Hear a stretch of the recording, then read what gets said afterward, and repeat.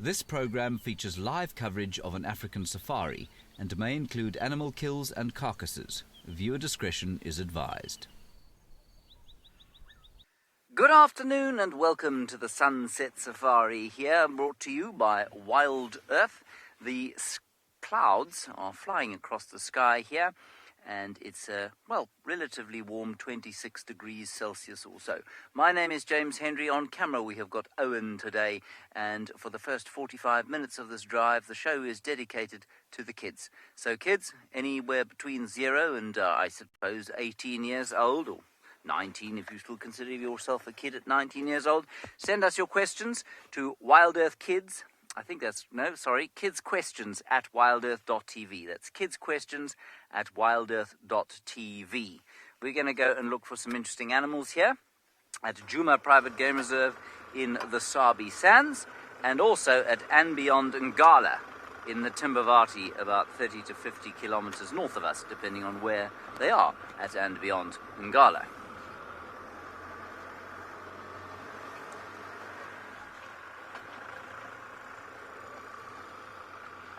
It's been a strange day, very cloudy, quite cool, but no rain. Well, in fact, there was a little bit of rain earlier, sort of strange drizzle.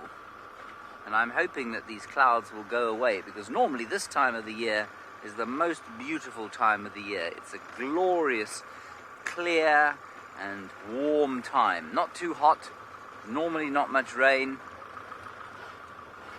and it's not too cold just before the winter. Let's start off today's show.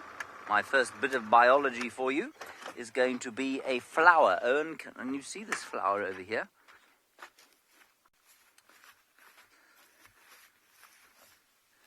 You see it? It is a wild basil, so it smells like basil. And if you don't know what basil is, you can go into the kitchen and prevail upon your mother or father to give you a basil leaf or a dried piece of basil, and you'll get an idea of what it smells like. But why I like it is that it has a very interesting Latin name. Just about all the in fact, every organism out here has a Latin name, and this one's quite fun to say. Syncolostinum bracteosus. Syncolostinum bracteosus. Syncolostinum bracteosus. You don't need to remember that, of course. And what I'm just going to show you, for those of you who've done a little bit of biology, is this too close or is it fine? That's good. These are the flowers, okay? And these colourful things here, which look like flowers, are in fact bracts. They're modified leaves. And that's why it's called bracteosis. And if you look very carefully under the bracts there, you'll see a little spider. Can you see it there, Owen? It's just next to my finger, facing the camera, looking down the barrel of the lens now. That spider is minute. It's probably about 2.5 millimeters long. Isn't that cool?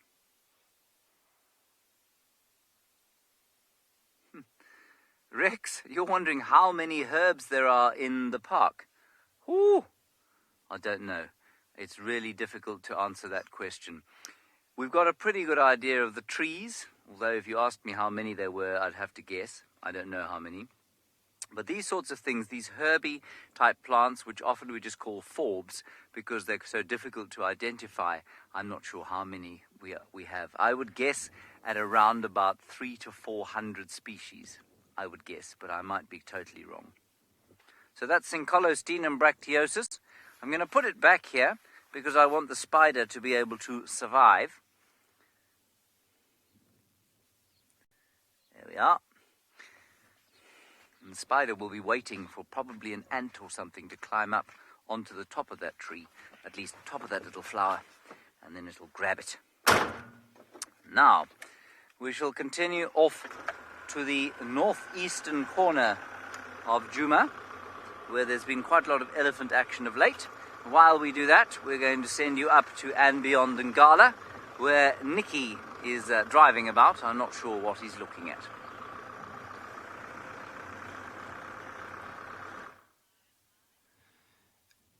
Good afternoon to all the kids that are currently watching in. We just found this herd of zebra and also quite a few impala around. So I'm Nikki. We're currently at andBeyond Ngala, and behind the camera is Marcel. Now, just wanted to point out, so the zebras are basically one of my favorite animals. I don't know if any of you also love zebra or the colors of zebra, but quickly have a look at that particular one. You'll notice that the stripes run all the way from the ears down towards the nose, and just above the nose there's this little patch of brown, and looks like behind that zebra, it's really hard to see, but it looks like there might be a baby laying behind the zebra. I can just see through the grass and the back left foot. There's something in the grass, so maybe if we move forward we might be able to see it. So hold on as I go forward.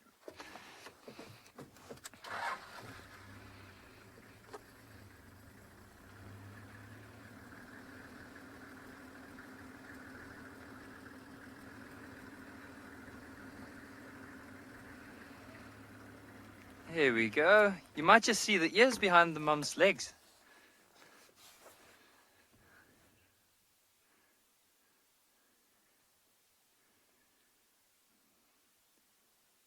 So you'll notice, like, while the baby's laying down, the mother is looking around to see if there's any possible dangers.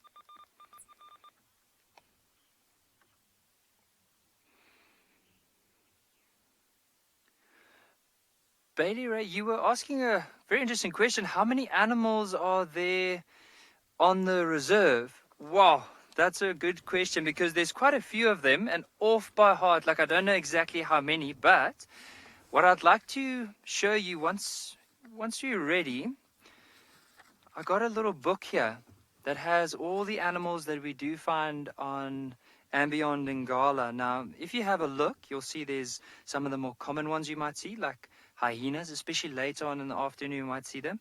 In these open areas, we could be looking out for cheetah as well.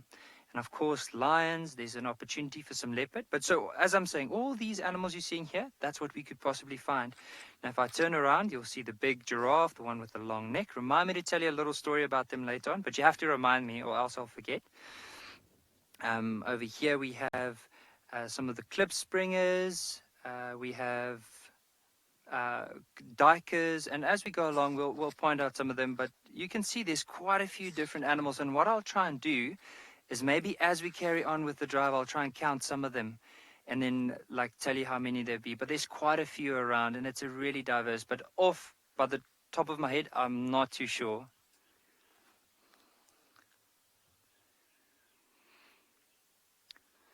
Dominic, you've asked a really good question. Why aren't the zebras running away from us? So currently, they don't see us as any danger. Now, if there was a lion in the area, a big scary lion, and it moved towards them, that mother would immediately try and grab the little one and run away. So any form of danger or any big predator, they'll move away from that. But for us, they don't see us as any form of danger. We're not walking directly to her. I think if I would have gone down on foot here and walked towards her, she might get a fright and run off. But otherwise, if we stay here and we don't go closer to her, she doesn't see us as any possible danger.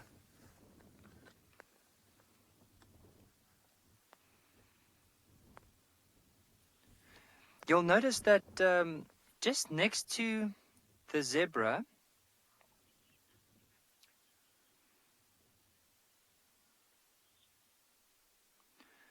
so I just wanted to point out before we head back to Lauren, just right next to the zebra, you'll see there's some impala.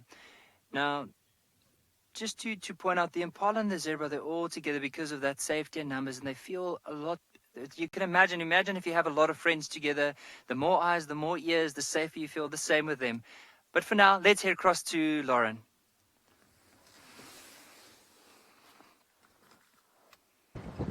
Good afternoon, everyone, and of course, welcome, a big welcome to all the children joining us from wherever you are around the world. And of course, many of you are at home right now, but right now you're on board with us. So welcome. My name is Lauren, and I do have Davi on camera today.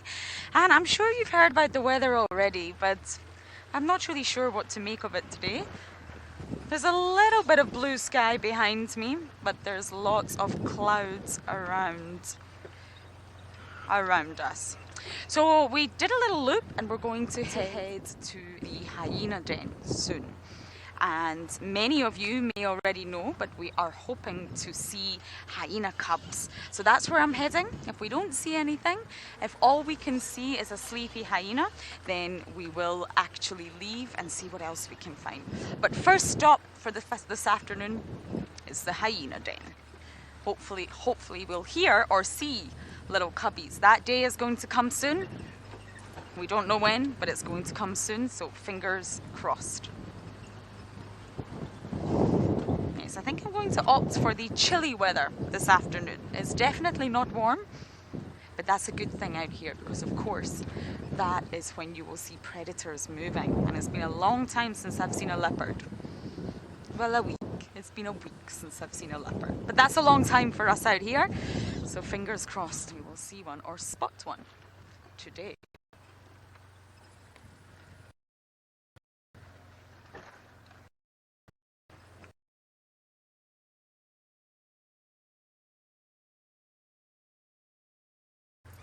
Just want to check something, most likely nothing, but it's always worth checking. No, I think it's a log. Sometimes the logs fool you here. Sometimes you think it's a leopard and it's a log.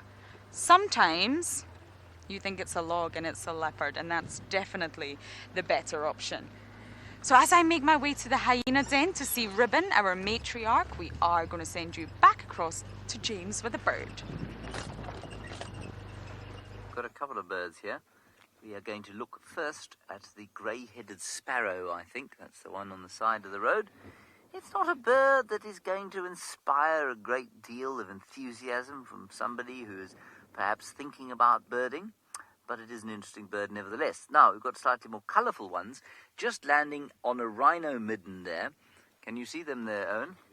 They are the blue waxbills, and they're very cute little finch-like birds. And they've just taken off. And then beyond that, the iridescent Burchell's starling. Ooh, and a paradise wider, long-tailed paradise wider I saw there. Did you see where it went, Owen? I think it's landed in the grass. Let's keep looking. Karen, you're 7 years old and wondering what the common bird species we can find here are. Well, we're looking at some of them. The Burchell starling's pretty common. There's the paradise wider's flying there. Can you see it there, Ern? Yes, got him. Long-tailed paradise wider. That's really cool to see. Yeah, did you get in there? And then that's his wives landing behind him. So, Karen, the Burchell starling's pretty common, the grey-headed sparrow's pretty common, the blue waxbill's pretty common, the crested franklin, yellow and red-billed hornbills, those are pretty common birds. And what about in summer, Wahlberg's eagles, brown snake eagles, that sort of thing. That is really cool, that long-tailed paradise wider.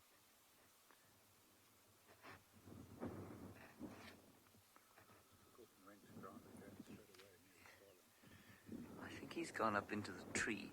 There's also a barn swallow flying around here. Now he'll be thinking quite seriously about going home. There it goes. It's going to land in the dead tree. You got it there?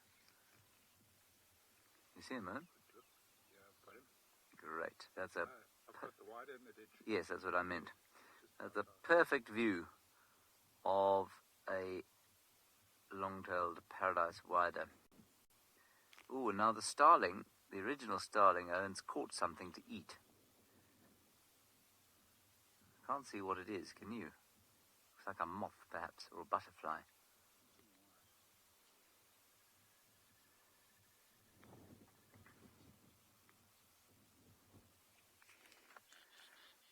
Bailey Ray, you're 6 years old and wondering if animals get scared of lightning. Yes, I think they probably do. But there's nothing they can do about it. So I think they probably do feel a lot of stress and fear when the clouds thunder and when they see flashes of lightning around them. I suppose perhaps the older ones get used to it and so it doesn't worry them that much. But yeah, I'm sure they do get a little bit scared. And they get scared also because when it's thundering and lightninging, it's difficult for them to hear, see and smell the predators that are trying to eat them. So yeah, I'm sure they do get scared. Most of the animals here do get scared by any kind of loud noise. That's why we always tell people when they go on safari that they need to be quite quiet.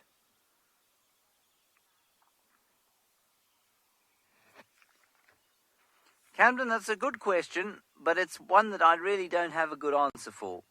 I don't know why the starling's back is blue. Well, I know the physics behind and chemistry why it's blue, but I don't know what purpose it serves being blue. There are lots of different birds that have bright colors on them. In the case of birds with brightly colored males and dull females, then it's obvious. The males are brightly colored in order to attract the females. But in the case of things like starlings and lilac-breasted rollers and bee-eaters, males and females are both brightly colored, and so we don't really know what purpose it serves for them being brightly colored, because it obviously costs, well, perhaps not obviously to you, but it does cost physiologically a lot to be bright colors. What that means is it's not easy for the body to make those bright colors. And it's expensive, so why do it? Because it's not for camouflage, and that's for sure. That bright blue doesn't help that bird camouflage at all. Now, the way it happens is through a process called iridescence. And so, although the bird looks blue, it isn't actually blue. Those feathers are pretty much black. But because of the way the melanin crystals and air pockets are arranged inside the feathers, when the light hits them at a certain angle, they look blue and green and purple. It's quite brilliant, really. Good. That was a very nice little bird interlude. I'm not exactly sure what's going on here. Apparently we're going to go to something a little bit more rad. Is that correct? In a den?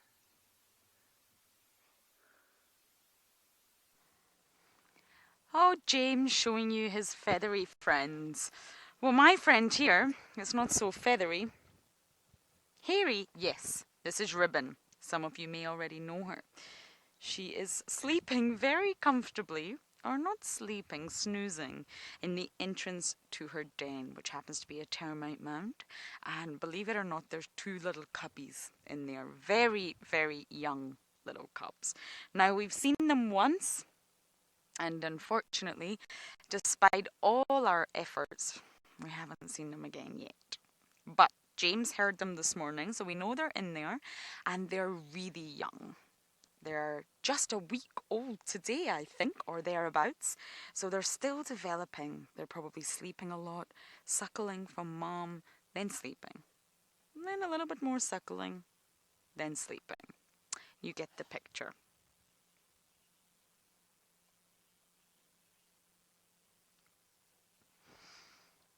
Mikey, you are 12 years old and you're asking about the gestation period of a hyena. Well, it's slightly longer than lions and leopards and it's actually 4 months. 16 weeks they are pregnant for. And why it's so short in comparison to some other mammals and humans, I guess, is because they actually can't afford to be pregnant for too long because it will, of course, affect their ability to hunt. So most predators have short gestation periods, Mikey, and that's so that they can give birth, stash their babies away in a den like this, and then still hunt, stay strong, produce very nutritious and rich milk, and the cubs will still develop in the den. They're probably weak. They've got a lot of sort of the muscle development to do, before they will come out and bound around the den. And that's actually why we're not seeing them. But what we're hoping for is our lovely ribbon here to start suckling, and that's actually when we'll get a view of them. Hi, Ribbon. How are you today, madame?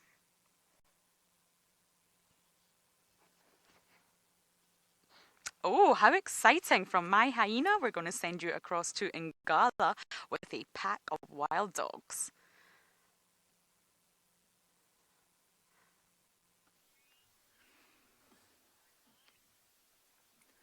Well, so we just found this pack of wild dogs. So there's just want to quickly have a look at how many are there, but you'll see just the ears moving in the grass in front of us.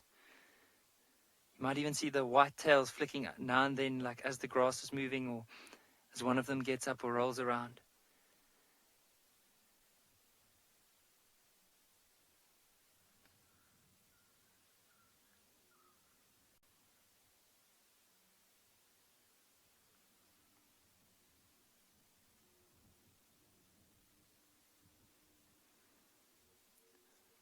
So just from what I counted, I think there was close to 10 wild dogs that came and they lay down like next to that tree. Now you can imagine, earlier on we saw quite a few impala and zebras in the area. And now in this particular area, if we focus outside, you'll see there's barely any other antelope around, or any of the other impala or zebra. So these wild dogs have probably chased them away out of this area. And now with it being a nice and cold day, they're probably just laying down in the grass to get out of the wind. Just look at the colors. Like, what I really enjoy about them is that brown color, like on the side. And you see under the belly, there's also a bit of white. And a very good characteristic are those big ears. You'll see when this one picks up his head.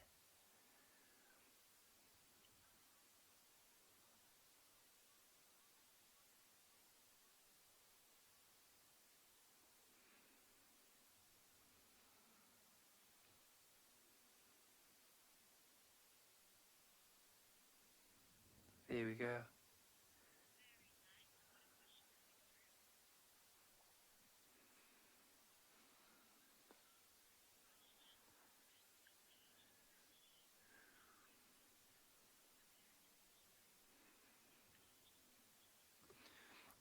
Riley, you had a good question about how many wild dogs are on the park. So currently, as it stands, they estimate around about 250 wild dogs in the this big open area. Now on Ngala, andBeyond Ngala, where we are now at the moment, these are the only ones that we've heard about that have moved into this particular area, and I've counted close to 10 of them. So hopefully, if we stay here for a little bit longer, we might find them getting up. And if they get up, we can count them. But I would like to know, like looking at wild dogs, has any of you ever seen a wild dog before? Oh, look at all of them getting up.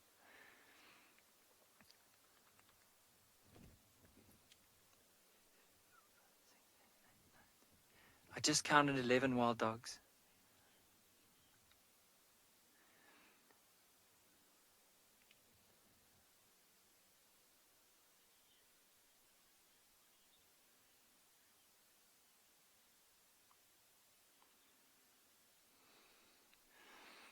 Isabella, you had a very interesting question about why are they referred to as dogs. So if you look at them, let's see that one that's now moving. Doesn't it really remind you of possibly one of the dogs that you might find back home? And if you also, like if you look at their mouth, the way that they group together, the way they communicate, they're very similar or very close to the dog family. But I would like to know, has anyone ever been on safari? Have you ever seen a wild dog before? Or is this the first time? Now, the other name for the wild dogs as well is referred to as the painted wolf because of their beautiful colors.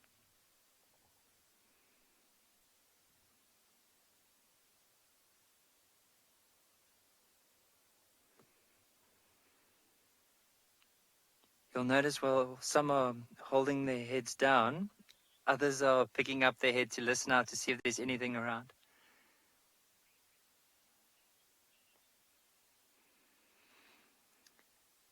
I mean, I would say that one of their favorite food will probably be something their size and smaller. So you'll probably be looking at impala. Do you know how impala looks like?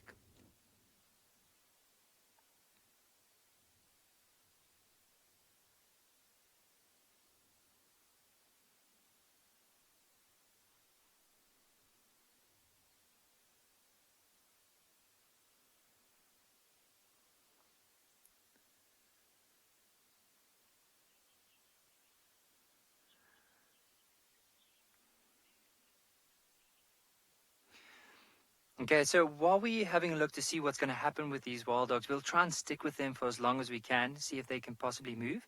But for now, apparently James has found an elephant flicking sand onto itself. Let's go and have a look. A beautiful elephant herd. Look, they're coming straight towards us now.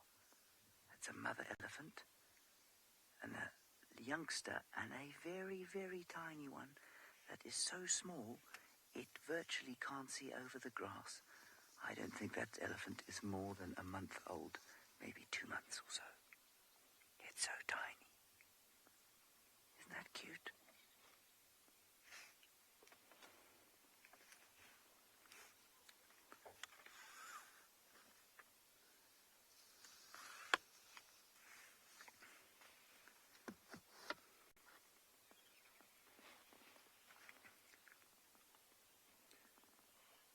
Nicole, you're just 4 years old in Cape Town and you're wondering why elephants have got these big long trunks on the fronts of their faces. Well, they use their trunks like you use your hands to put things in your mouth and to move things around. And because an elephant doesn't have a hand, he's got this very clever nose that he can pick things up with, put things in his mouth with. Watch this cow feeding now. See, she'll put something in her mouth. And they can use them for defense sometimes. And they can also use them to move things out of the way. They use them to greet each other, say hello.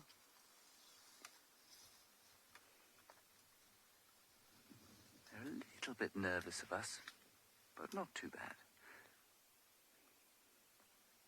Isn't that beautiful? Here's another one coming this way, Owen.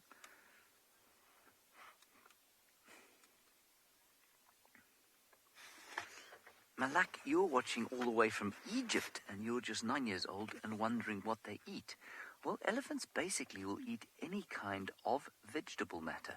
So they eat grass and leaves and bark and seeds and fruits and nuts and mice. No, they don't eat mice. I'm joking about that. But they are what we call a mixed feeder, so they will eat just about anything that's made of vegetables. And you know what? Sometimes they even eat sand if they are what we call nutritionally deficient. So if they have experienced a big drought or something like that, and they need to take some vitamins, well, they can't go and, daisies, they can't go and buy vitamins. They have to eat sand. This elephant has got a problem in its belly. It keeps letting fly, as my father likes to say. Passing wind.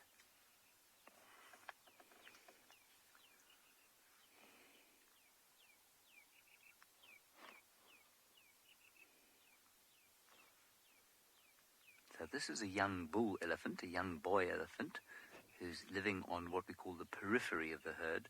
So he's staying a little bit away from the main group because he thinks he's big stuff. And he's learning to be on his own because eventually he will have to be on his own.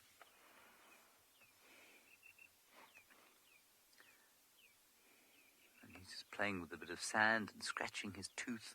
His tusk is a tooth and he's just showing us how big and strong he is by shaking his head like that. And now he's listening.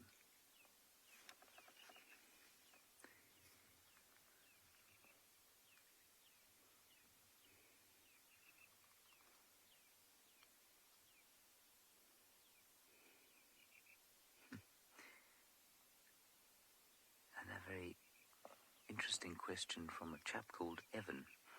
who's just 10 years old, wondering what an elephant's favourite tree is.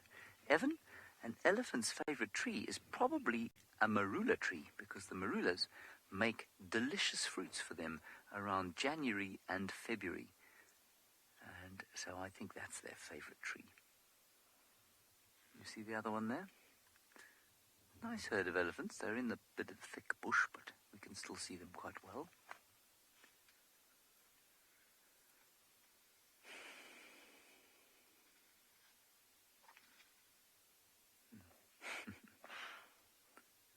And you can see how effective that trunk is at picking things up and shaking things around. And both of these elephants we can see here. I'm not sure which one you're looking at, Owen. The smaller one. Both of them are selecting a creeper that's growing in the trees and on the ground around the trees. So it's something that they like to eat. Now you see the way the little one turned like that to look at us? That's because the big cow, the big one we saw earlier, they're all talking to each other now. And unfortunately our microphone's not going to pick it up. But it sounds like a deep rumble. They're going, and that little one turned to listen because the old cow, the matriarch, started to call. See, their ears are out listening. I don't know what they're saying to each other. That little one's actually chasing a bird now. Sometimes the little ones get very naughty and boisterous, just like human beings.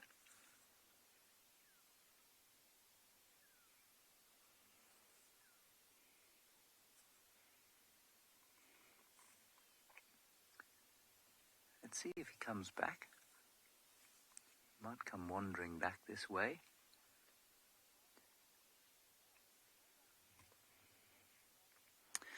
Rosalind, you're 12 years old and wondering how long elephants live. Well, you'll hear all sorts of numbers, but potentially around about 65 years, probably more often around about 60 years in this area.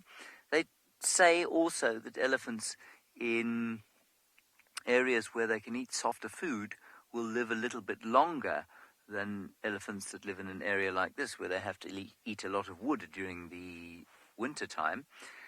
And I mean, I think that's probably true, but what happens is that an elephant has 5 sets, I think it's 5 or 6 sets of teeth, and the last one comes in when they're about 57 years old. It's a long time since I gave this information. I think it's 57 years old or so. And when that set of teeth wears out, the elephant starves to death. So as long as they can make that set of teeth last, they will live. It normally happens around 65 years or so. That's unless something, unless they have an accident or get sick or something like that, which is unlikely with an elephant. It's unlikely that an elephant will get a disease that will kill it. So they live a long time. Still, they're talking to each other. They're in constant communication.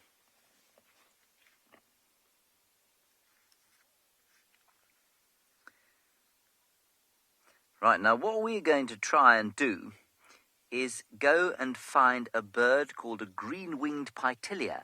And this is for a very special young friend of mine called Graham Charles.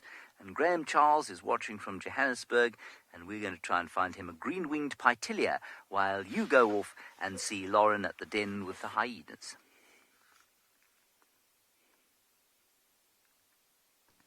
Good luck, James.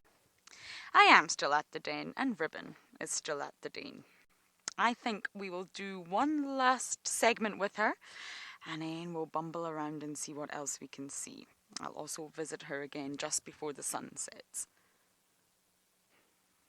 She knows we want to see her babies, but sadly, it's maybe just not the time right now. But the den is a great place to see lots of hyena interaction. Any other individual hyena that comes here, we can watch how they interact with one another, and we can learn lots about their behavior just by watching. Hyenas do the most bizarre greeting ceremonies, and you can see who will be more dominant than the other.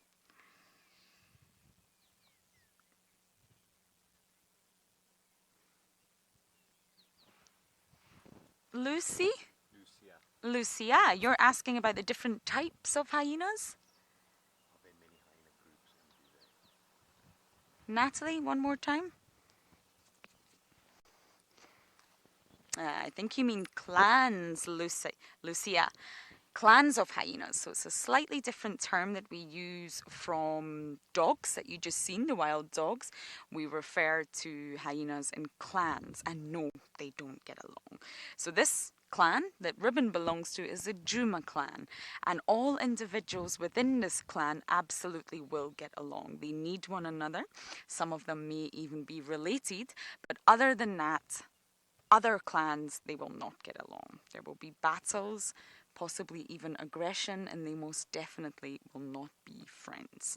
If another clan comes into the Djuma clan's territory, then there absolutely will be trouble. So we call groups of hyenas clans, and there's actually a hierarchy among the females. So you will have some females that are ranked more important than other females. And this hyena that you're looking at right now is called Ribbon, and she is a matriarch, which means she is right at the very top. No one is above her. She is the boss. Aren't you, Ribbon? Queen Ribbon, we like to call her. And this is her castle, I guess. She chose this termite mound out of all the termite mounds in the area, and this is where she decided she wanted to keep her babies.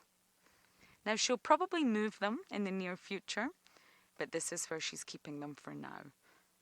And she guards them all day long. I imagine she leaves at night time. She will leave, she will go and join other clan members, and of course, she will feed. She needs to stay nice and strong in order to produce milk for her babies. If she doesn't feed, then she would get weak, and the milk wouldn't be strong enough.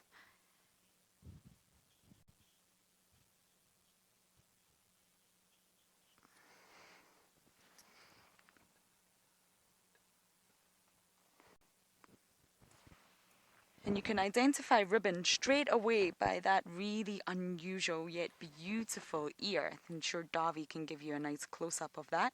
Looks like a butterfly.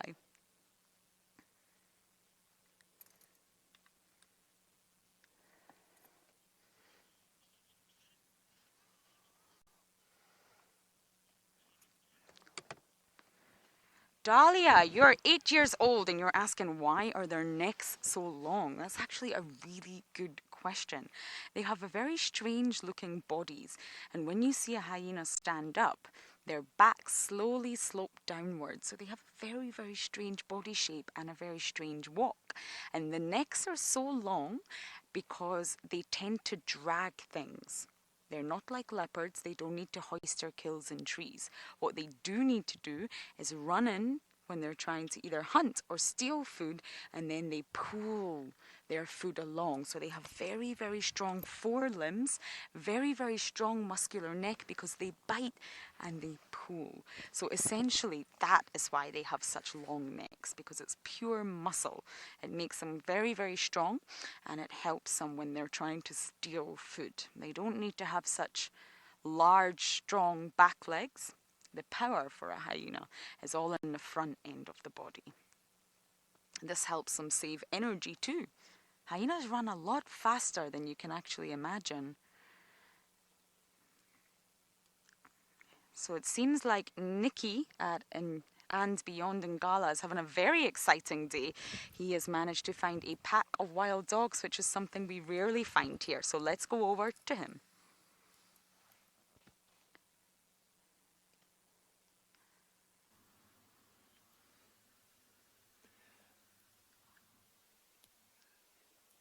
So I just quickly wanted to point out, just look at what's walking behind these wild dogs at the moment.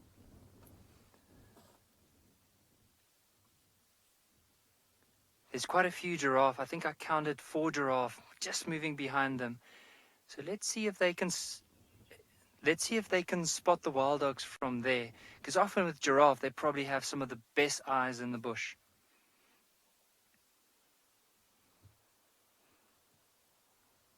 And you'll even notice sometimes if these giraffe would spot the wild dogs, They're very inquisitive. They might even sometimes come a bit closer to come and have a look, especially if they're not too sure what it is.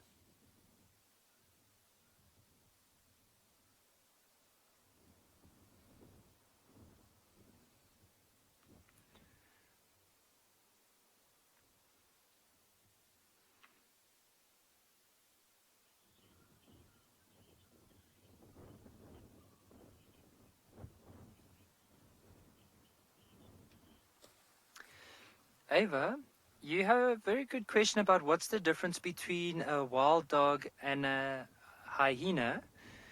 There's quite a few differences, but what I want you to look at now, especially if you do look at a hyena again, is you'll notice that the wild dog, look at that one standing up. See how slenderly built it is. Has quite a dog-like appearance, very sharp face, big rounded ears, and that long tail with the white at the end, where a hyena, on the other hand, is more, depending on which one we're looking at, but the one that you would have probably seen is called a spotted hyena, and it's a little bit more chunkier, so it's bigger. Doesn't have as big ears as the wild dogs in comparison to the rest of the body, and it doesn't have that white tail like you can see with the wild dogs. The other thing about the wild dogs is whenever they do have young, so if they have babies, they will eat something and then go to the den and then regurgitate it. So they'll actually throw up whatever they ate, and then the youngsters have to eat that. What a way for mum to bring and dad to bring back food to the den or to the pups. So whenever I talk about a den, it's actually just a hole in the ground where the wild dogs will sleep, especially if there are youngsters around.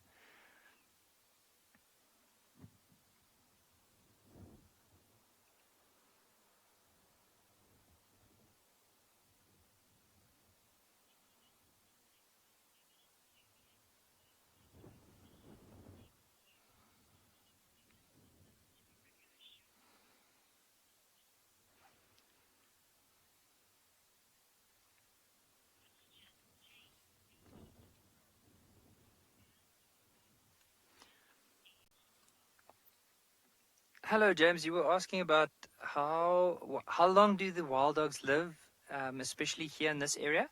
So normally wild dogs live up to 10 years old, and then unfortunately they pass away from then. So up to 10 years. You'll just see in the back, like earlier on, one of the rangers or two of the rangers that helped us to find the wild dogs are Andre and Roan, and they sitting in the vehicle just behind the wild dogs. Also, you can imagine, as rangers, we don't see them every day. So whenever we get an opportunity to see them, we'll watch them for a little bit before we carry on.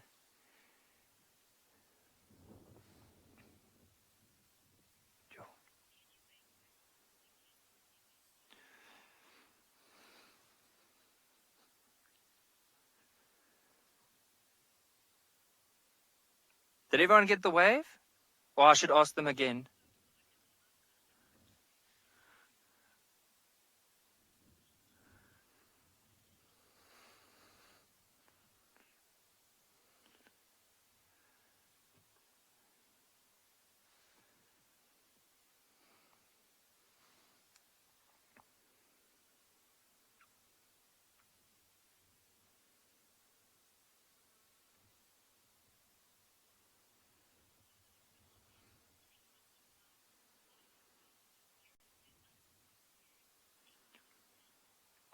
Harrison, you've asked a very interesting question. Why would the wild dogs keep their ears up? So imagine now if there were any other dangerous animals around. Let's say if there were any lions, maybe hyenas, possibly leopard, anything their size and bigger that could potentially be a danger to them. So they need to be aware of what's going on around them. So they need to listen out. So if there's any predator, like a lion, that comes into this area, by having their ears up, they'll be able to listen and say, okay, there's danger here. Immediately wake up and then run away from it so that the lions can't get to them. Because lions, unfortunately, they don't like the wild dogs at all. And so whenever they see them, they'll try and kill them. But luckily for the wild dogs, they are pretty fast animals, so they'll be able to outrun those lions. But on that note, So kids, I hope you enjoyed our little safari together. From here on, we're switching on to our normal program, where we are welcoming the adults as well. We're at andBeyond in Ngala. I'm Nikki. Behind the camera is Marcel, and we've just found this pack of wild dogs, and it is just an amazing find. Now, over the last 2 weeks, we haven't seen any wild dogs in Ngala, and I think it might have been because the lions were moving. Before I go further, let me just show you on the map here. It's just easier. It's just easier for you to see. But so we are round about here on this reserve. Now, currently, there was quite a few lions that were up on this side right over here. And often when there's a lot of lions in an area, they tend to push the wild dogs away. The reason being is because they do not like any other predators. So if they see wild dogs, they'll try and kill them and chase them off. And so that's why the wild dogs have moved off. And now they've come in from this side right over here, and they're right on the edge here. Now, with the lions this morning, we saw the last tracks from here going out that way.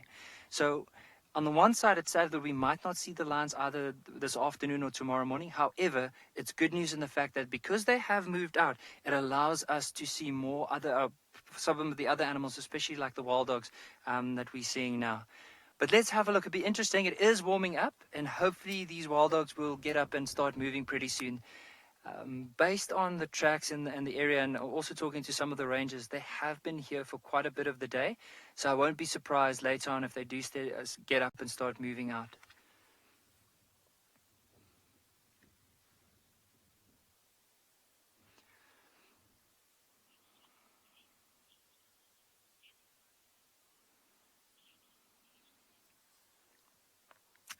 Caitlin, you were asking if they bark like dogs. So they don't. Whenever they do meet up together, they have this very high pitch sound. It's like a tick, tick, tick, tick, tick, tick, tick, tick, tick, tick, tick, and then they all come together.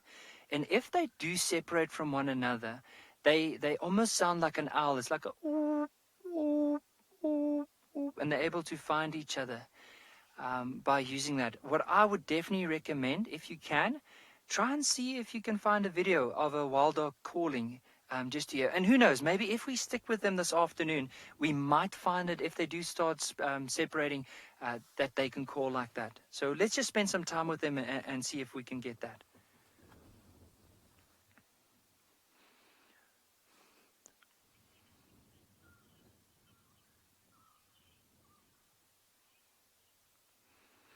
So while we are just going to be watching these wild dogs and see what they might be up to, let's go back to James. Apparently he's found quite an interesting spider web across to him.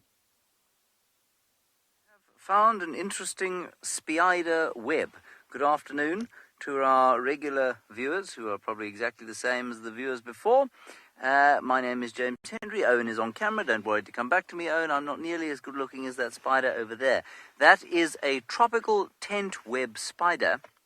And what is so magnificent about it, other than what it looks like, is the fact that it doesn't move very much, which means that we've been sitting here for ages looking at it, and it hasn't tried to hide behind the thickness and exuberance of this summer bush.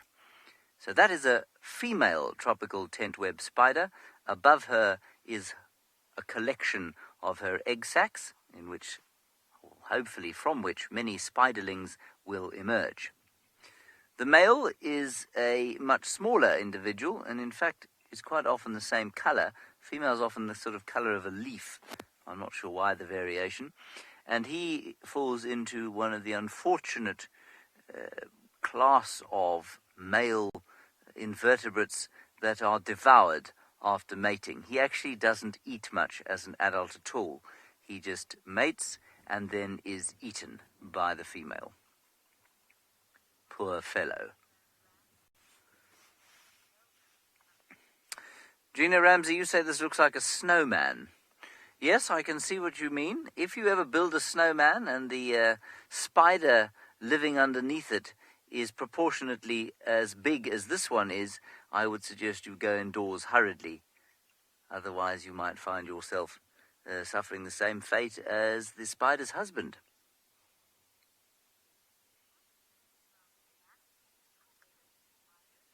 Now Nancy, this is a very good question, and it ties into Gina's question because, of course, you're looking at a screen, and therefore it's quite difficult for you to tell how big it is.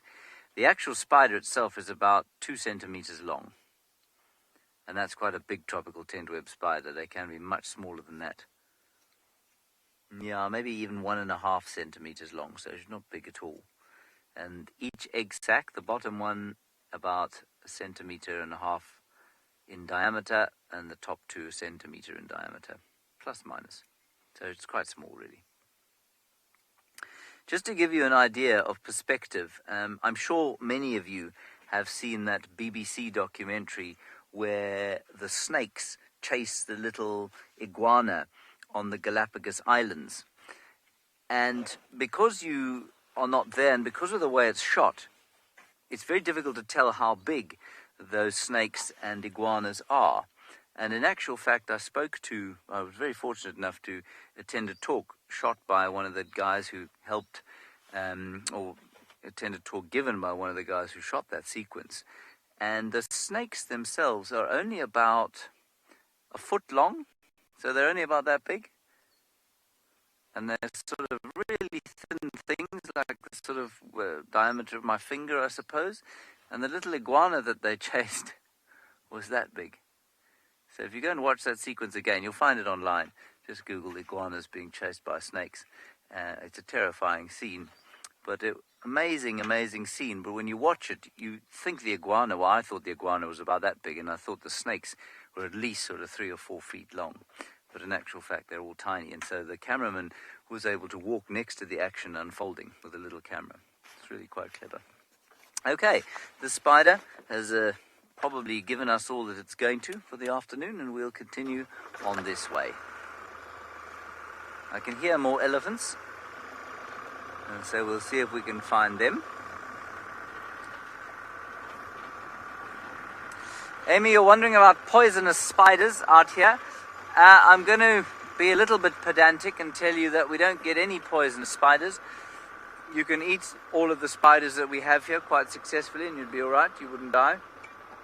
We have quite a few venomous spiders, so that's the little difference between poisonous and venomous. Poisonous means, they'll poison if you eat them. Venomous means that they can envenomate you. So scorpions and spiders, some centipedes, and snakes, of course, are venomous because they will envenomate you. We don't have a great number of spiders here that can do serious damage. The six-eyed crab spider can do a bit of damage. It'll create a sort of suppurating pussy wound, if you like. We get some of the button spiders, brown and black widows. The black widow can apparently, in sort of the elderly or very young, create a neurological or have a neurological effect that can potentially be lethal, but to a healthy adult, it's unlikely to do anything much more than cause, I suppose, mild respiratory distress. So basically what happens is that it affects your nervous system, and so you might struggle to breathe, you might feel a bit numb for a while, but you should be okay from it. Violin spiders are potentially also toxic, not toxic, venomous. And I'm leaving one important one out. I can't remember what it is. Can you remember, Owen? Sac spider, that's the one, the sac spider. The sac spider does the same kind of thing. It creates this kind of pustular wound that will eventually hollow out and leave a big hole in your arm or your leg or wherever you're bitten. But you've got to be really unlucky to be bitten badly by a spider. We had a trainee guide here who was bitten by a spider once, and she had a nasty hole in her leg for a while. That wasn't very nice for her. My father was bitten by a spider, we think, at the bottom of the garden. He had the same kind of thing on his arm, and he felt quite fluey for a few weeks. So, yeah, they can be quite nasty, but really, it's not common. It's very unusual for people to be envenomated by spiders out here.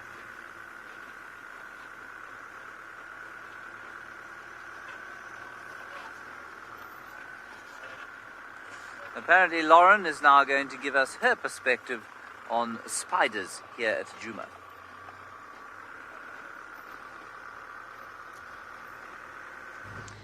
My perspective of spiders, how interesting. I'm driving really slowly. We've got elephants up ahead. I think I saw a big grey bottom in the distance. And I don't want to startle them, so that's why I'm driving slowly. I came to Djuma with a very irrational and completely ridiculous, actually, phobia of spiders. Arachnophobia. I don't know where it stems from. Clearly my childhood, but I don't understand it. And I have to say, of late, since summer has arrived here, I definitely don't want a spider crawling on me, but I have to say I appreciate them more than ever. They're actually incredible. I know. If anybody does know me, they will be surprised to hear me say that, for sure. I was terrified for a very long time. Hello? Are you on your own? Okay, just gonna get a little bit closer. Do you only have one tusk? You only have a tusk on your left side. What happened to the one on the right?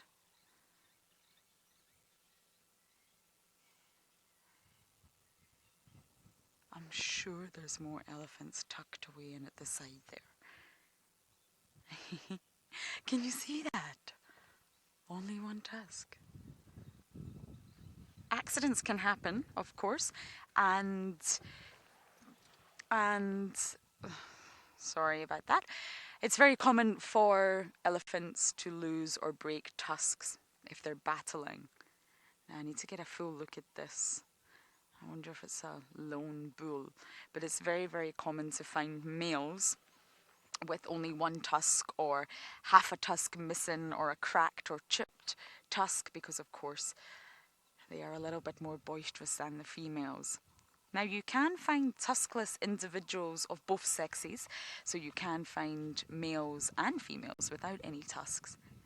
But generally speaking, if you see an elephant that only has one tusk or a broken tusk, you can place your bets that it's going to be male. And if we were to find a tusk lying on the road or in the grass or possibly on bushwalk, sometimes we offer the bushwalk experience, we actually cannot take it, even if we just want to use it for educational purposes or potentially in our little tent or a museum. You can't touch it. It is, of course, ivory at the end of the day. We would have to leave it exactly where we found it. Now they're just teeth. I'm sure Davi can give you a beautiful view. They actually start just under the eye. If you look just under the eye, you can see that's where it starts. That's where the tusk starts. And they say that we can only see about a third of it. So the rest of the tusk is actually inside the elephant's skull. Almost like an iceberg. And it's essentially made from dentine, covered in a layer of enamel. So really not too far off our teeth or any teeth in the animal kingdom. They're just essentially elongated canines.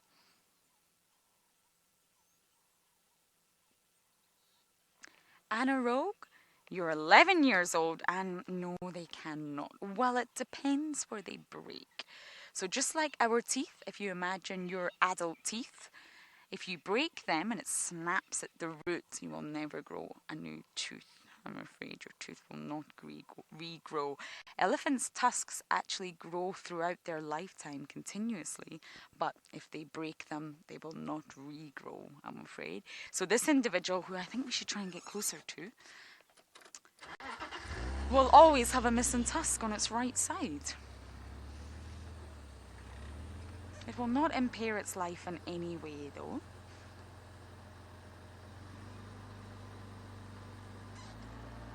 Oh, no, no, no. You are going to disappear into the thicket, aren't you? And leave us with a bottom view. How's this, Davi? Not the best view we've ever had of an elephant, but it appears this one is on its own. I can't see signs of any other elephants around here. And wherever it's feeding on must be particularly delicious. Kaylee, elephants are said to live on average between 60 to 70 years old. Now, I'm sure you can get ones that live much longer than that, but that's your average figures for the wild, Kaylee. And elephants can die from battles with each other, and they can die by disease. But generally speaking, an elephant will die when its teeth completely wear down. So each elephant has a set of molars, 6 sets of molars on each jaw, and they come in at different phases throughout its life cycle. So it's almost like a conveyor belt of teeth. They're very flat, they're very rectangle, and they have specialized ridges on the top. And this is, of course, for assisting with eating what they do eat, and that is vegetation. Not just grass and leaves, but also branches and sticks. And therefore, I think you can actually hear him eating right now.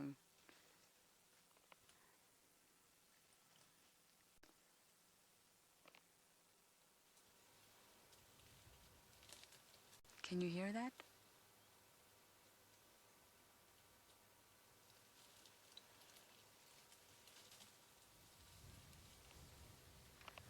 So yes, the teeth are designed for what they feed on, and the first set of molars will come in around 1 year old. And then that second set of molars will pop in at around 2 years old, and they will push their way forward to the front of the jaw. And then you'll have molar 3 that'll come in around 6 years old, and it will continue. Molar 4, 15 years old.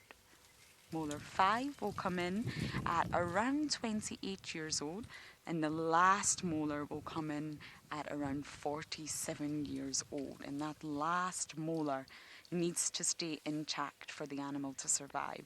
If it wears down and the elephant can no longer chew its food properly, then unfortunately that is what is said to cause the death of many elephants, because they can't chew, they can't feed. So once that last set of molars, molar 6, completely wears down, that's normally the end of life for an elephant. And it's said to be around 60 to 70 years old. But of course, battles between males can get very violent, and they can actually kill each other with their tusks. Disease and parasites, of course, can cause death, but generally speaking is to do with the wearing down of the teeth.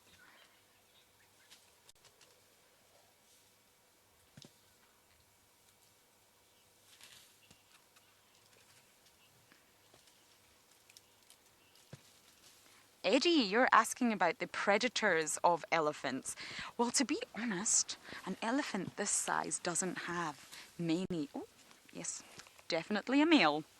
I wasn't entirely sure there.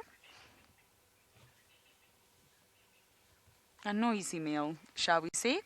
And that's exactly why he's only got 1 tusk. So an elephant this size, a bull like this, won't actually have any predators.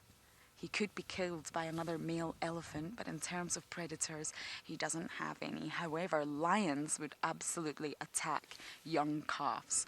Young elephants, if they were left on their own outside of the herd, they would be attacked by a pride of lions. But that's why the young are always with the adults, so they can protect them. There's not many things that could harm an animal this size.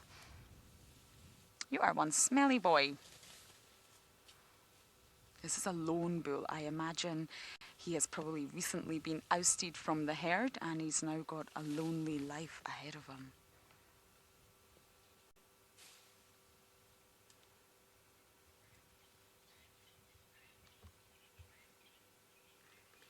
Okay, we're going to let our lone bull be here, as he seems to be clearly enjoying his lunch, and see what else we can find.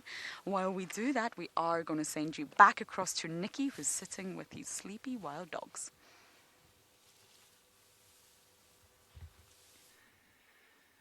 So we've been sitting with these wild dogs for quite a bit, and they haven't been doing too much. But other than them being here, we've also noticed another individual that's creeped a bit closer. Now, before we head across to him, I just want to quickly show you. So there is a bit of a breeze blowing from, if I can use the vehicle as an example, from the back of the vehicle towards me in the front.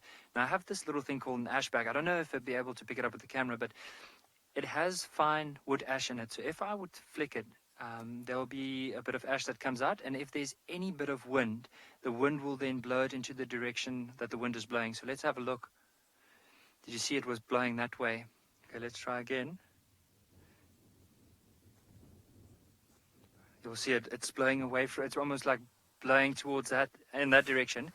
Now, with wild dogs, often when they are moving, you'll find that hyenas will follow them, and whenever they make a kill, the hyenas will go and scavenge, maybe steal the kill and then run away. Now, currently, there's a hyena that's constantly, there's a little bush at the back. We might just zoom in and give it a bit of time and see if he picks up his head. That picks up its head just to have a look and make sure that the wild dogs haven't moved yet. Because he's constantly monitoring, keeping his distance, because he also knows that if the wild dogs find him to be too close, they might just chase him off. And of course, he wants to just follow them. And as soon as there's an opportunity, if they make a kill, then he wants to go grab and then move away. Let's just keep a close eye. It's actually, there's a small bush just off in the distance. And now and then you'll see the ears pricking up. Just give it a minute or two. If we don't see anything, we'll come back to the wild dogs.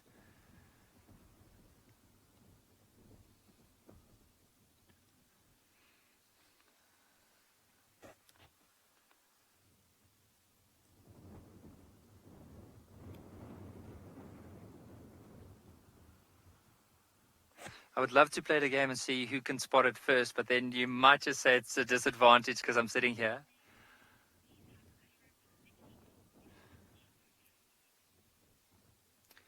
So there was a very interesting question, Don, about the name of the pack of wild dogs. So currently I'm not too sure what this pack would be called.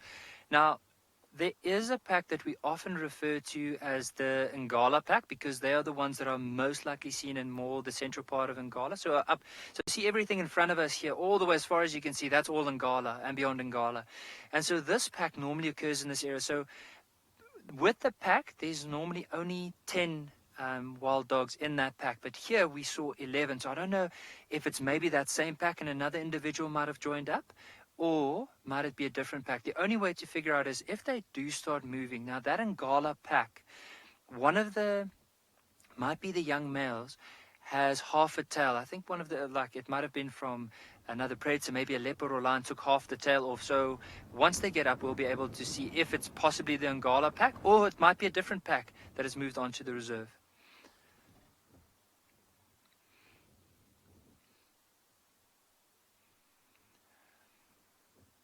I haven't seen that hyena again, but what I would like us to do is, just in terms of the angle of the sun, I'm just going to try and reposition, see if we can get another view of these wild dogs. Maybe we can try and position in such a way that if the hyena picks up his head, we'll have the wild dogs in front and the hyenas at the back.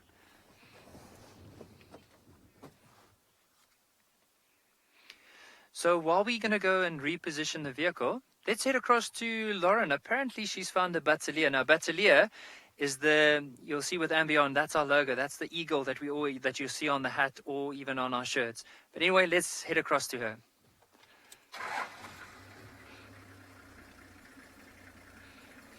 We have a Batalia who is perched and pruning itself, I think.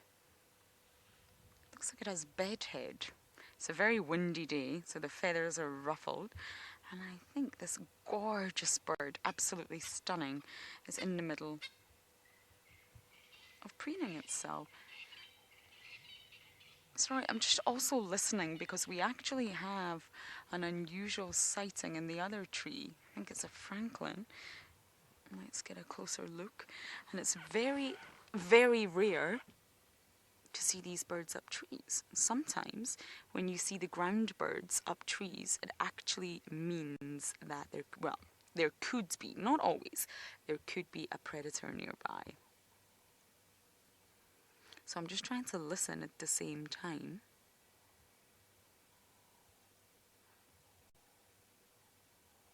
I think it's actually a spurfowl we have here.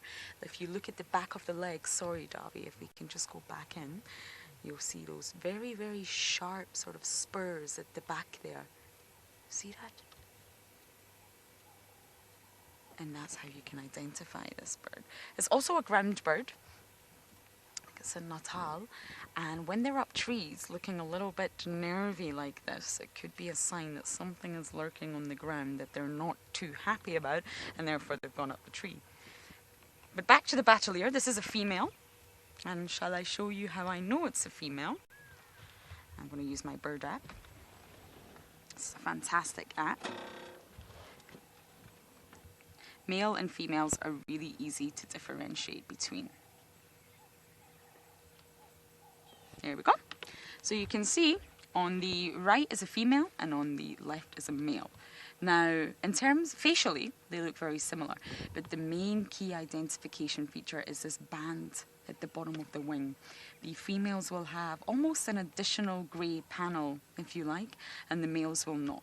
And that's how you can identify the difference between male and female Bateliers. So this one we have over here is a female. Ah, Kaylee, you were wondering how to identify the difference. Well, there you go. This is a female, and I'm sure the male will not be too far away. They are monogamous, and you often find them in male-female pairs. So sometimes when you find the female, the male is really not too far away. But they're gorgeous birds, and they're very, very easy to identify in flight. Sometimes when you see a bird of prey flying high in the sky, it's very difficult to identify because it's very far away, and it's also moving. But Bateliers you can identify almost immediately, and I'm going to show you how. If we can get Davi to bring the camera around, I shall do a demonstration. They have a very unique design for birds, and when they're in flight, I'm not sure if you can see both my arms here. I'm trying to get them both in the frame.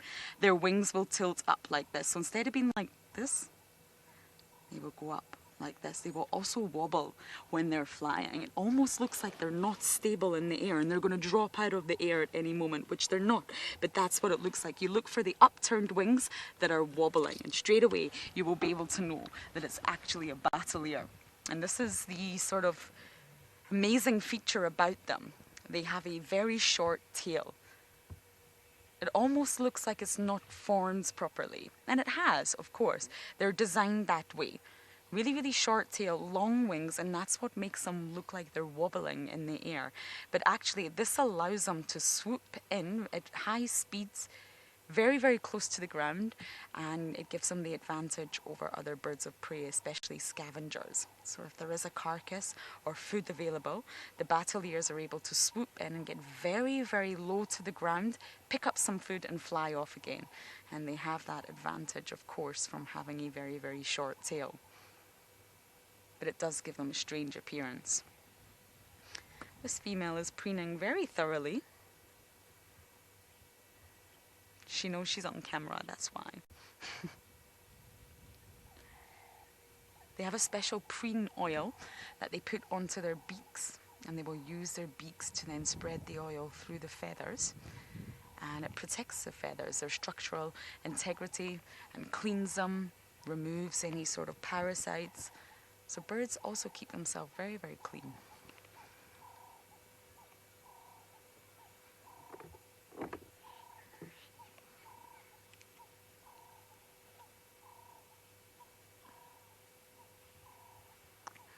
Okay, I'm going to keep going, see what else we can find along the southern boundary. And as we bumble on ahead, it seems like James has got a very cute baby elephant.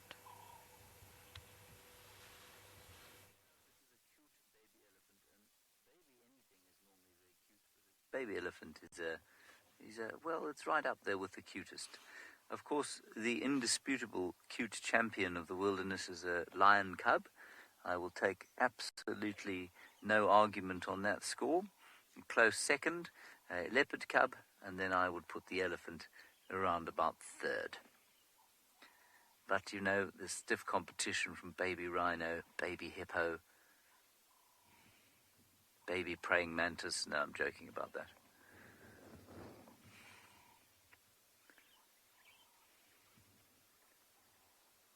Now what we have there is mum and baby, part of a much bigger herd that's moving towards a waterhole. And they are eating the leaves off, it looks like a Rus Gwenzii to me. My friend Graham Charles in Johannesburg, he's also very interested in the Latin names of trees, so that's why I give them the Latin name. Yes, that is Rus gwenzii, or the thorny karee. And in fact, it's a very, very spiky plant. Now, Emanuela, you're wondering if an elephant is a ruminant. No, an elephant is not a ruminant. An elephant is a hindgut fermenter, basically a hindgut fermenter for all intents and purposes. And it's why you will often hear them passing wind, not to put too fine a point on it. Great big bubbling winds that come out of them. The ruminants fall into an order known as the even-toed ungulates. Not all of them are ruminants. All ruminants are even-toed ungulates, but not all even-toed ungulates are ruminants, if that makes sense. So all of the antelope, all of the deer, all of the giraffe, the buffalo, they're all ruminants. But things like warthogs and hippo, which are even-toed, and hippopotamus isn't in that order, is it? I think it might be, actually. They are not ruminants. So the pigs are not ruminants.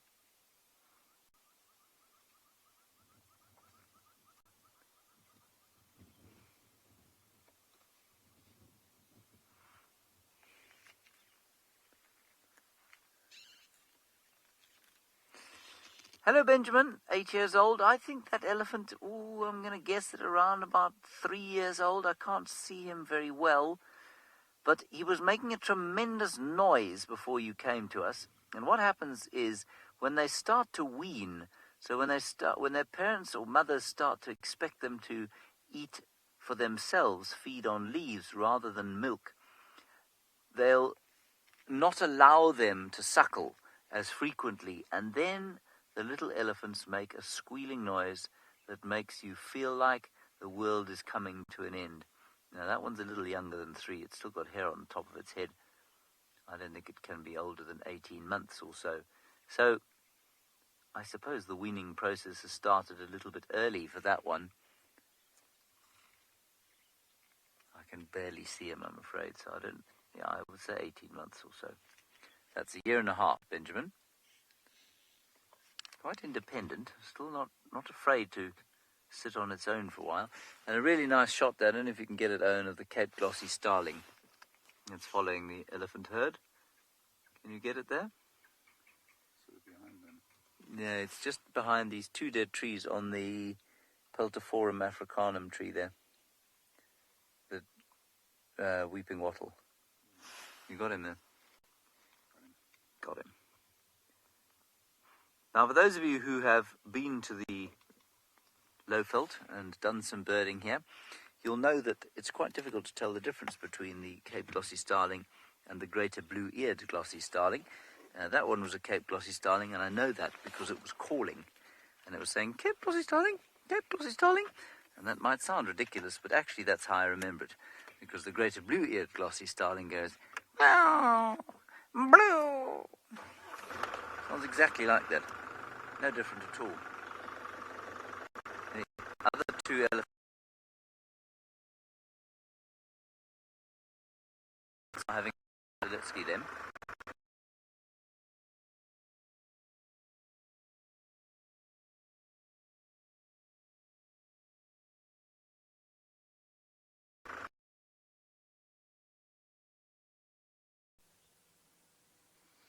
Sorry about that. I don't know what happened to Mr. Hendry there. Hopefully he hasn't disappeared entirely. That is not Davy or I, that's a hippo. Excuse us, please do not think that is coming from us. But we do have a steenbok. I think it thinks we can't see it, so I'm just going to pretend on the vehicle that I can't see it. I'm going to go with this game.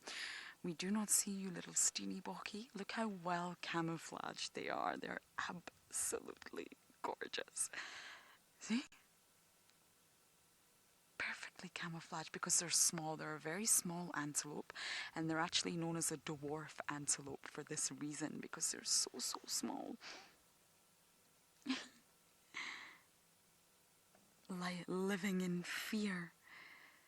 They only weigh approximately about 10 kilograms, so they're very, very light, but they're very, very fast. And if you think of the comparison with an impala, impalas live in herds. Why? Because they're big enough. We actually have an impala over here, Davy. Impalas can't camouflage that same way. Look, you're about to see this ram. He can't hide in the same way that the steenbok can. He's out in the open, he's visible, he's big. Therefore, due to his size, it's more beneficial to actually be in a herd, because he can't hide. We see you, boy. Looking good.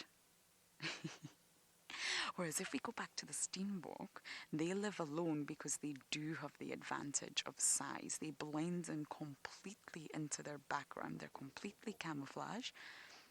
As it disappeared. Well, there you go. That's exactly how camouflaged they are. It disappeared on us. Are you sure, Darby? So that's exactly why they live differently. It's more beneficial for a steenbok to be on its own than it is to be in a herd. For impala, it's the complete opposite. So we just lost that little steenbokkie just like that. But it seems that Nikki, all the way across at andBeyond in Ngala, is still sitting with his wild dog pack.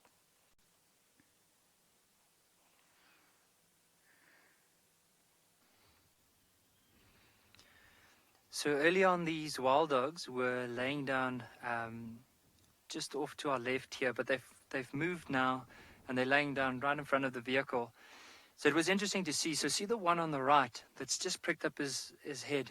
It looks like that one might be the alpha male. So he came closer. He started giving these high-pitched calls, and then all of them got up and started moving together. Look, one's getting up. Wonder if they haven't spotted that hyena. I'm just having a look. It'd be interesting to see, because normally this time of the day, like, the wild dogs might tend to start moving. It's interesting that it does look like a few of them are getting a bit more restless. You can see the ears moving. Some of them are getting up now and then, stretching. And how amazing would it be if we were able to follow them all the way down and just follow in their footsteps. But it's amazing, their colors. You'll notice they have this brown color with a bit of black over the ears and quite a distinct white tail that you'll see now and then, like, flicking out of the grass. And if you would just drive past, it would be so easy to miss these wild dogs unless one of them is standing up or even moving.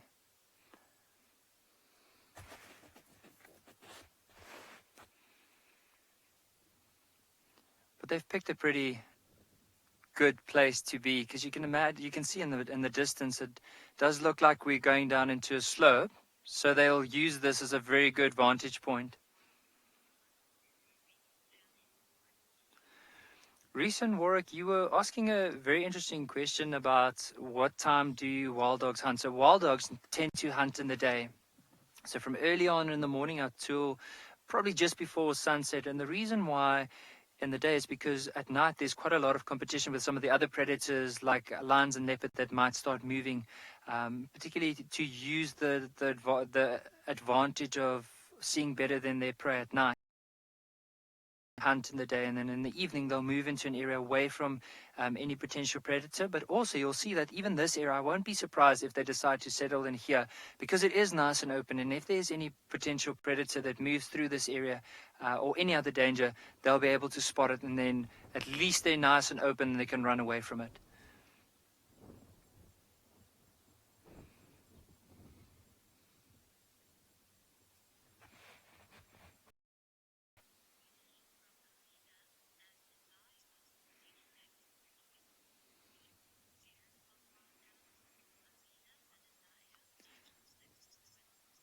Elena and Anaya, I heard you two sisters are asking if we get scared being amongst the wild animals. To be honest, like, sometimes I do feel a little bit scared, but oh look, there's a hyena. Remember earlier we spoke about the hyena? So I'll answer that question now. Just want to see the hyenas moving from the right to the left.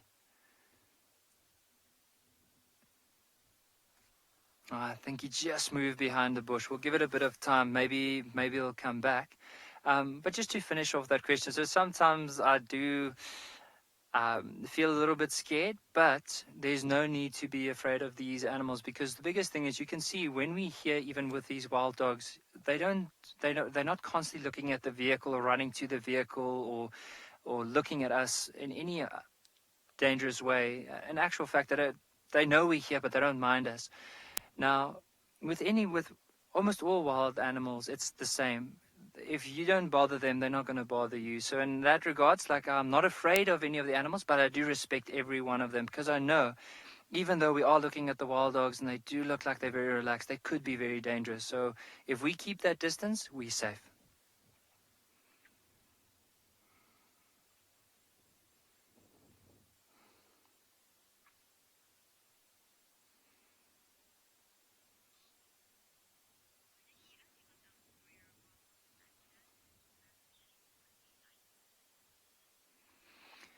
So we're still going to be with the wild dogs for another little while, just to see what they might be up to and if they do start moving.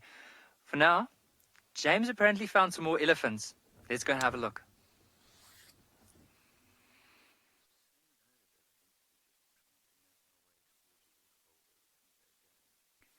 But this friend has decided that we've come close enough, and she's now blocking the road quite effectively.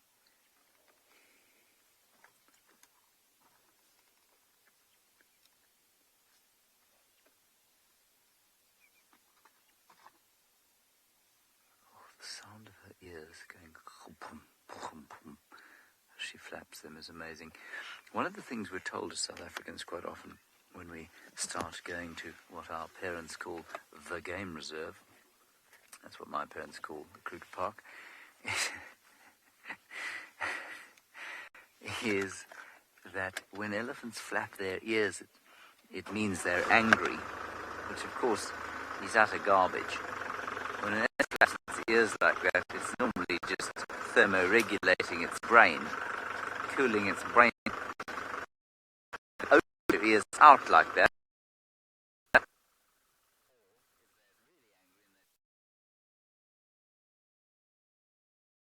Back in. Sorry about that. Once again, James is throwing away his signal. I hope he gets it back. We have a bird for you, a very fierce-looking bird at that.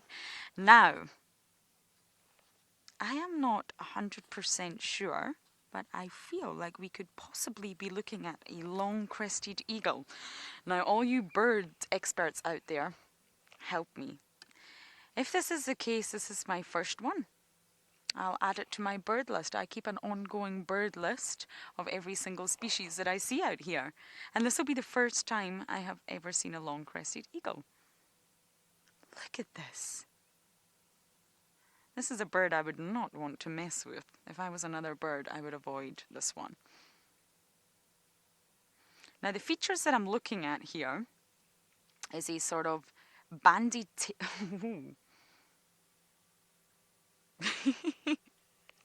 That's a very intense gaze. A bandied tail. We see the stripes going along that tail, the tail feathers at the back there. Now, it almost looks like this individual is wearing stockings or football socks or leg warmers. It is chilly. I've got my scarf on, so I'll forgive this bird for wearing leg warmers. White legs protruding underneath his dark body, and of course the really, really long feathers on the top of the head. Almost looks like a really badly done mohawk. I think I'm right. I think it's a long-crested eagle. I think it's hunting, look. I think it's perched on the branch here to look for food. Megan, most birds are alone, especially when it comes to your raptors, your birds of prey. You will either find them in monogamous pairs when it comes to breeding. And if I am correct about this eagle, then it is monogamous. Otherwise, you will find raptors alone. And that's, of course, to avoid competition. They are hunters, they are predators. They do not sort of travel in flocks or large groups. You will either see a monogamous pair in breeding season, or you will see a mother and offspring. Otherwise, most large birds of prey like this will be alone. I'm just going to show you the long-crested eagle on my app.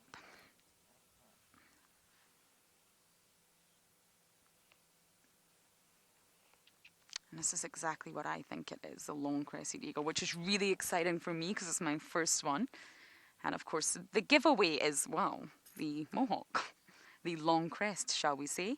And you can see this is the male and this is the female, sorry. So there's a slight difference in the legs. There's a slight difference in size. But it's not huge. It's really not huge, the difference between male and females. How exciting. Is it gone? Ah! I turn away, I turn back, and it's gone. Oh, I'm so happy. This was my first one. Yes.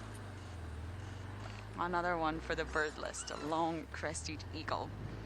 Gorgeous bird of prey. From a distance, you could almost confuse it with a martial eagle.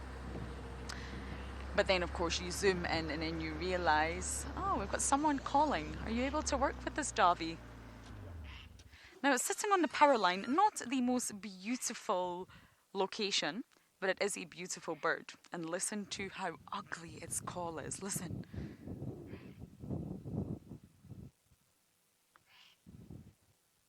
So this is a lilac-breasted roller, one of the most beautiful birds in my eyes. Of course, beauty is in the eye of the beholder, that you can get, but it has the most ugliest call. One more call. There we go. Now I'm going to head into Djuma from the eastern side now. I really hope to find some predators. But of course, Nikki is sitting with some of my favourite predators, and that is the spotted hyena.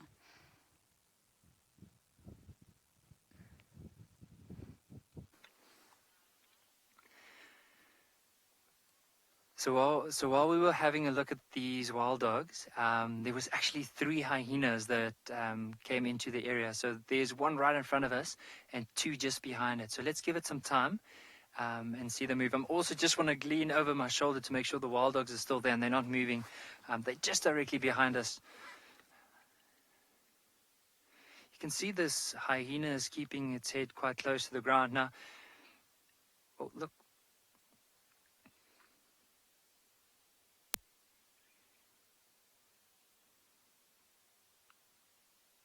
See how those ears are pointing like forward, lifting up his head now and then to smell. They just want to make sure that they don't lose sight of these wild dogs.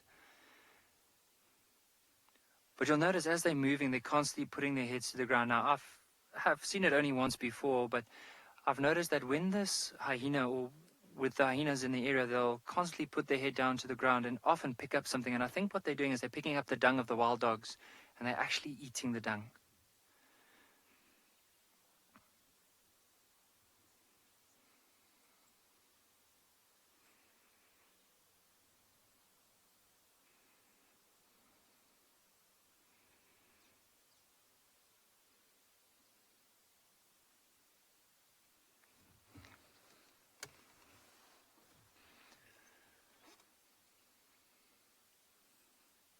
See, like picking up his head, probably just smelling the air again. The wild dogs are directly behind us, and that's most likely what the hyenas are looking out for.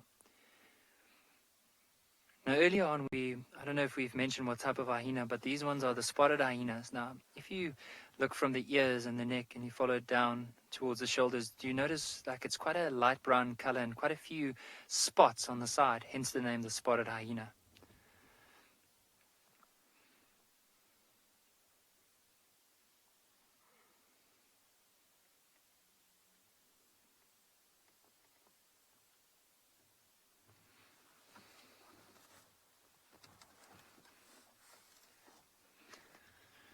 I've just noticed the wild dogs have just gotten up.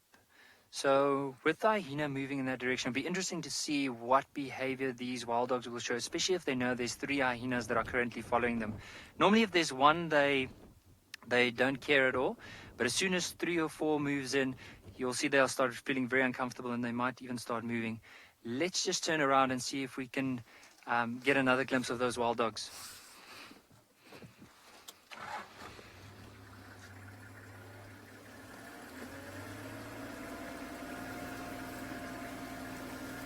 There's 2 of them that actually just gotten up now.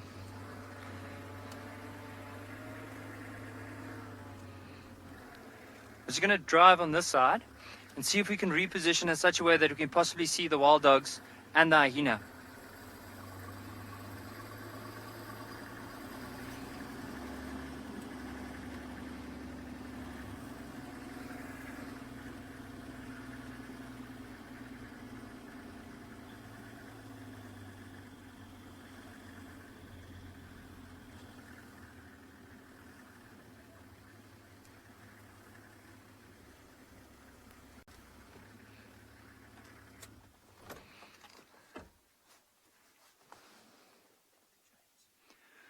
So we'll just stick with them for another little while and see if they might start moving. But for now, it does seem like they are settling. The hyena is still moving away. Let's head across to James. Having the most wonderful sighting. That herd of elephants eventually arrived here at the waterhole to have a bit of a drink. And we got actually quite caught in the middle of them as they were on their way here. We came around a bush and suddenly we found them on both sides of the roads, and the whole herd froze and waited for about 3 minutes very close to us while they decided if we were a danger or not, and they decided we weren't, mercifully, and they came down to the water here, which is just very special. I don't know why it's so wonderful watching elephants drink, but it sure is.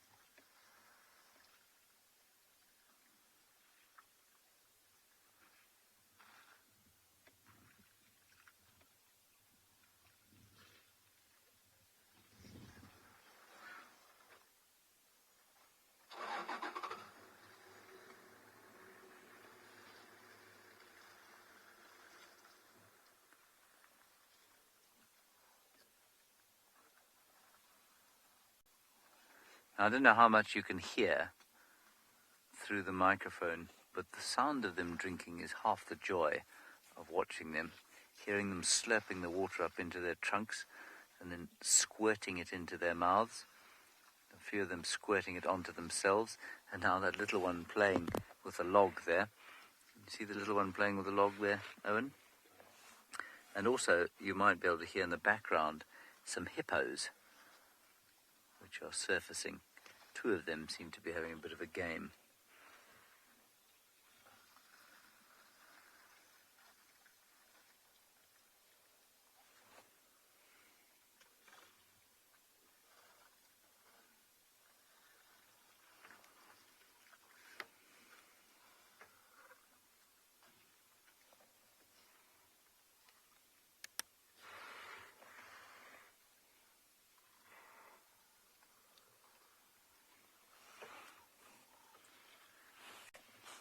Indians man is wondering about how many litres of water they drink a day. It really does depend on how hot it is. They do need to drink every day if they can, and they can't go very long without it. And you will read figures of around 100 litres for a big elephant in a day, sometimes a little bit more than that even. But probably, I would say, for a herd like this, you know, the average age of the cows here is probably about 35. I'd say they probably need 80 litres a day maybe, but less on a cool day like today, but more on a really hot day.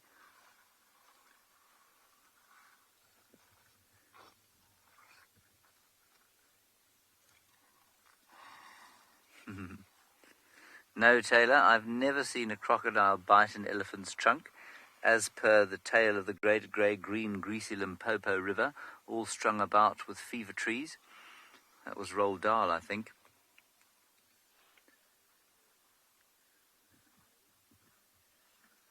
I think a crocodile would be very, very silly to try and grab a trunk of an elephant. I suppose it probably has happened before, but I've definitely never seen it happen.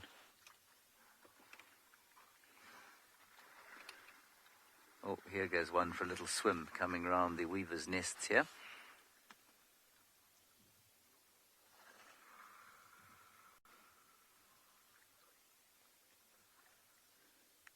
Oh, that's great. That's magic. You see that, Owen? There's a young cow coming up behind us who seems to be taking slight exception of our presence here. Thelma, you're age 12 and you want to know the weight of an elephant's brain. I don't know, Thelma, I'm afraid. I suspect you could probably find it if you looked it up, but I don't know what the weight of an elephant's brain is. All right, we may have to move because it looks like the herd wants to come across this damn wall, and I don't want to be in their way if they do. We've got a youngish cow here trying to get past, but if the rest of the herd decides that this is the route they want to take, we're going to get out of their way. One of them is now face planting down into the ground, which is absolutely amazing. Can you see that one, Owen? Or was the frame in the way? He's going to be pushed into the water.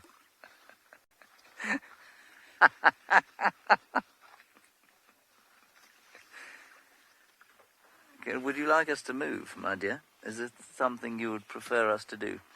All right, I tell you what. Oh, okay, we're going to go across to the wild dogs. Now, we'll try and get out of the way of these elephants. What a magnificent sight.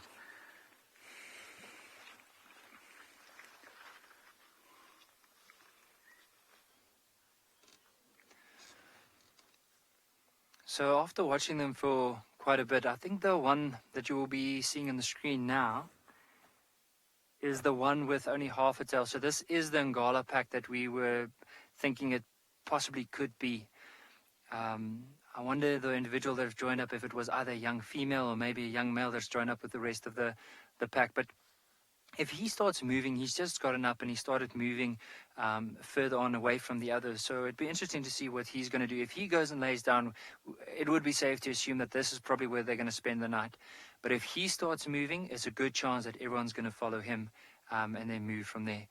Let's just have a look. It might have been a mouse or something moving in the grass in front of him because he was focusing quite intently in that little patch in front of him.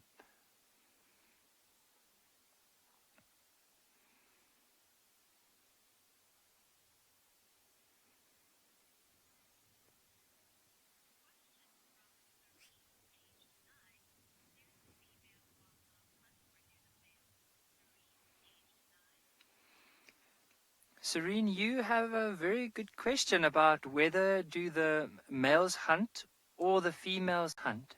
Now, or do the females hunt, or like how does it work? Now, with wild dogs, both the males and the females hunt. They all work together to take down anything. Look at all of them now slowly starting to get a bit more restless. See, there's the one moving. So with that one moving, we might find these other ones getting up and starting to go with.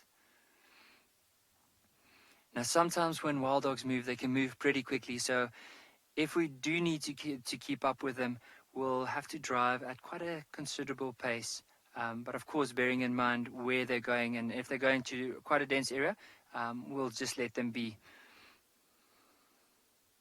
Just have a look. See how they're smelling the wind at the moment, especially that one right in front.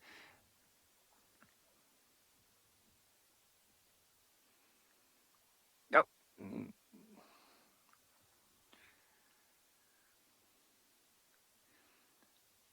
I want to try and move a little bit closer so everyone can hear the interaction.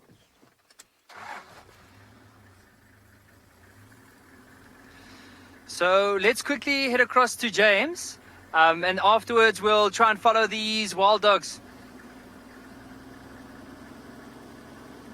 The herd of elephants is just having the best time in the water. They seem to be trying to decide whether to get in there and have a swim or not. I've moved out of their way.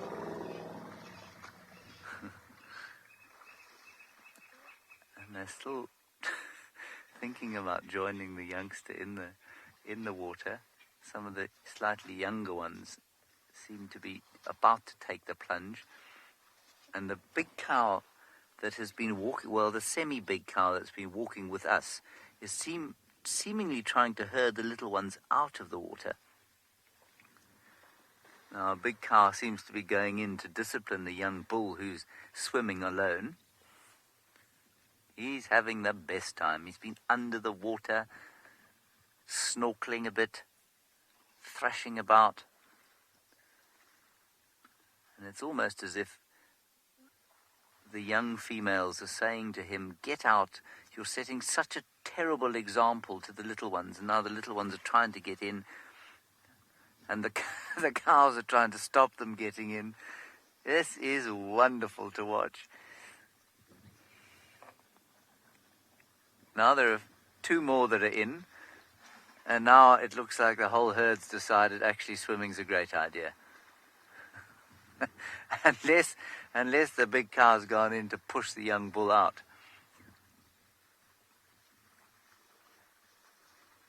Oh, this is great. Yeah, no, we're all going in now.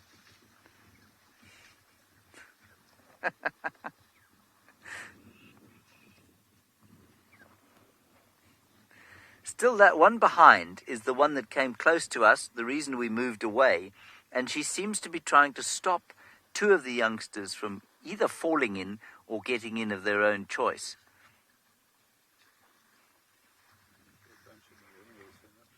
Yeah.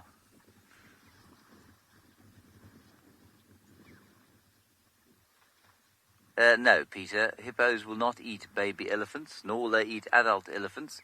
They are herbivores, the hippos, so they will eat grass and the odd bit of water vegetation, but the chances of them eating baby hippopotamus, at least baby elephants, negligible, very small. Not ever happened, I don't think.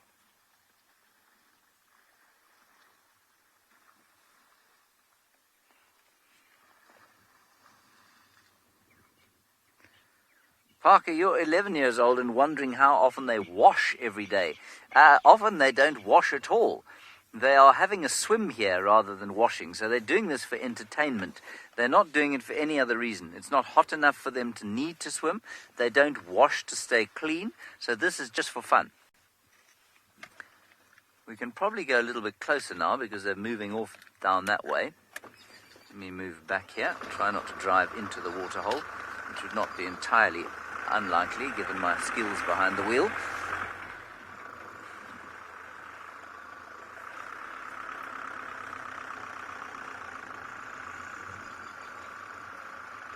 So now we've got 1, 2, 3, 4, 5, 6 in the water. The 6th one's just going in.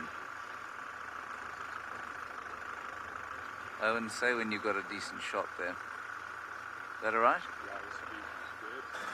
My nose is all around it.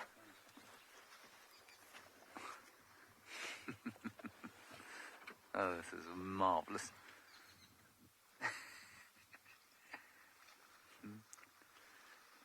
Ella, you want to know how they know how do the babies know which ones are their mothers? We think they do it by smell, but probably also by sight, so they can see which ones are their mums. They all look a little bit different from each other, and they all will smell slightly different from each other. So I think they recognize their mums much in the same way that you recognize your mum. They'll also do it by sound, because all of them have slightly different voices that their clever ears are able to hear. So they'll be able to recognize their own mum's voices.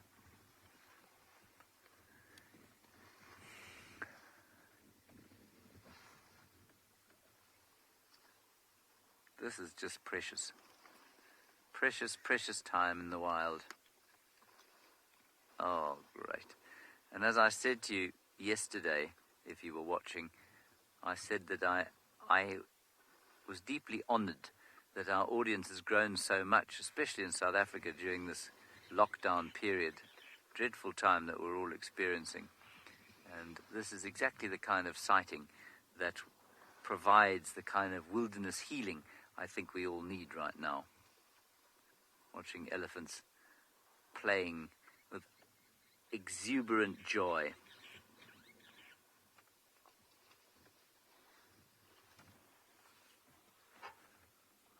All right, we're now going to go from these magnificent swimming elephants over to a spider with Lauren.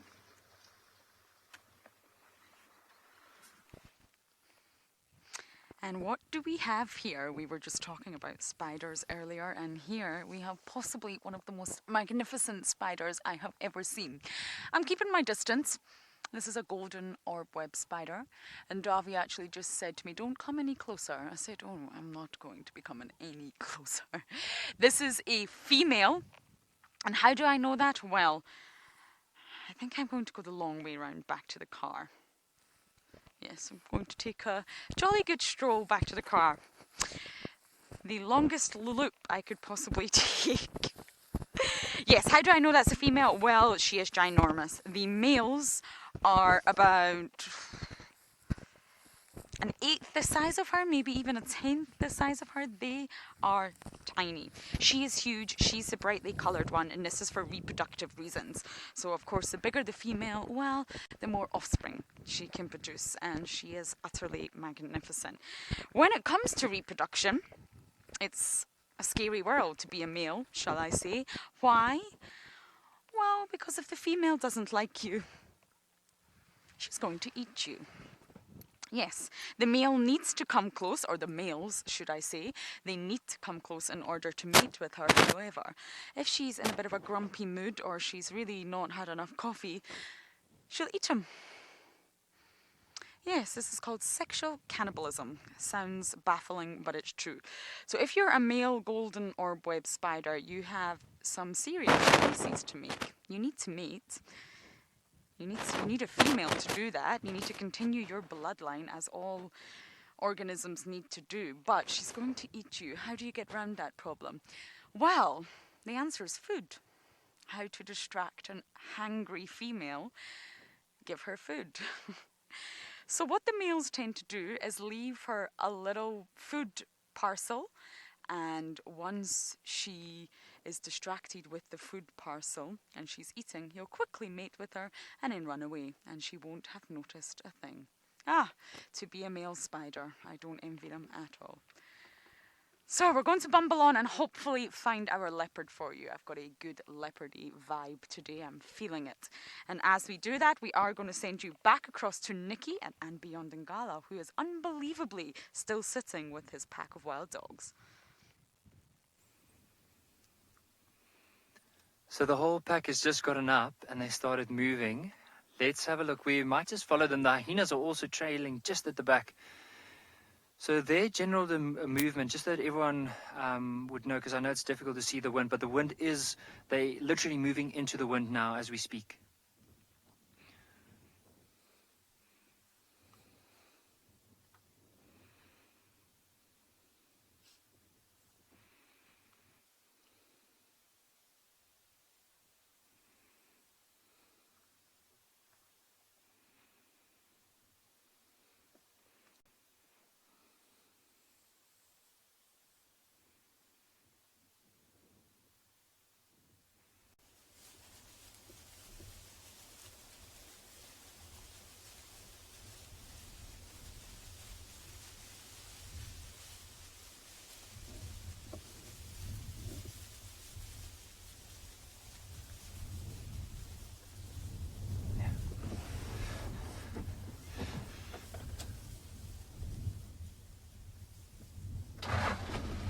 All right, shall we follow them for a little bit?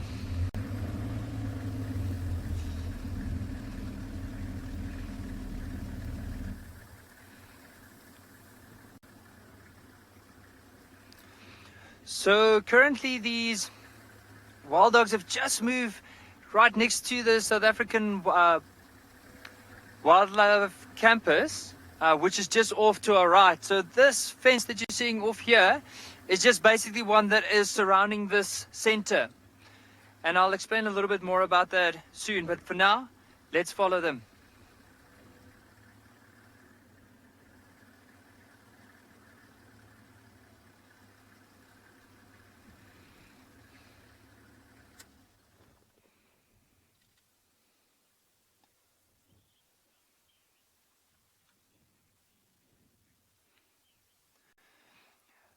So Darren, the hierarchy of the pack is the alpha male and alpha female leads this pack. And so they are the main ones. They initiate the hunts, they initiate everything. So the whole pack will listen to those two individuals.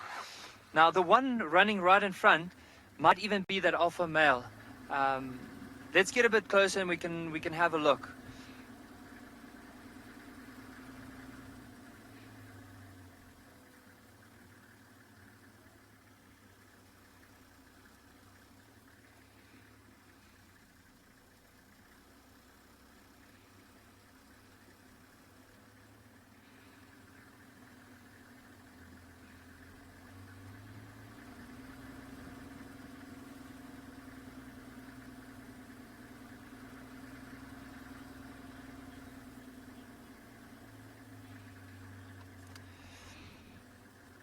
Tristan, I think they might want to hunt. The thing is about any wild animal is they never know when the next opportunity is going to be. So they are very opportunistic hunters. And if the opportunity presents itself, I mean, you can see it's quite a big pack, close to 11 individuals. So if they do see something as they go along, and the way that they are moving, they will take an opportunity. So I think they might even look for opportunity to hunt.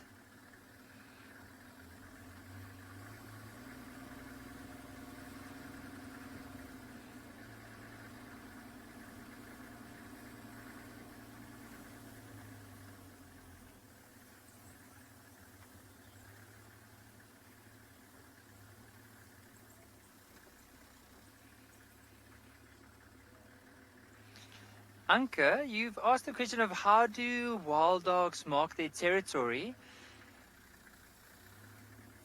So basically there's a few ways of doing it, but mainly they'll probably just urinate and rub their dung in certain areas. And it's like this invisible line that they draw and say to the other wild dogs, this is my area, don't come near.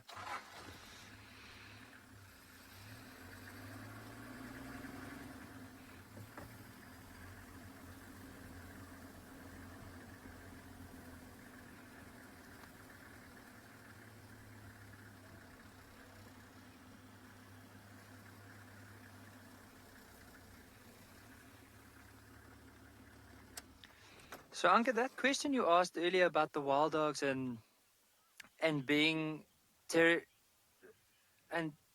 being territorial is such a good question. Now, personally, I've never seen it. There's just an hyena coming closer towards them, but I've never seen how they would mark their territory, especially because often when you find them in an area, there's not a lot of them around, so they don't really need to fight the other ones for a particular area.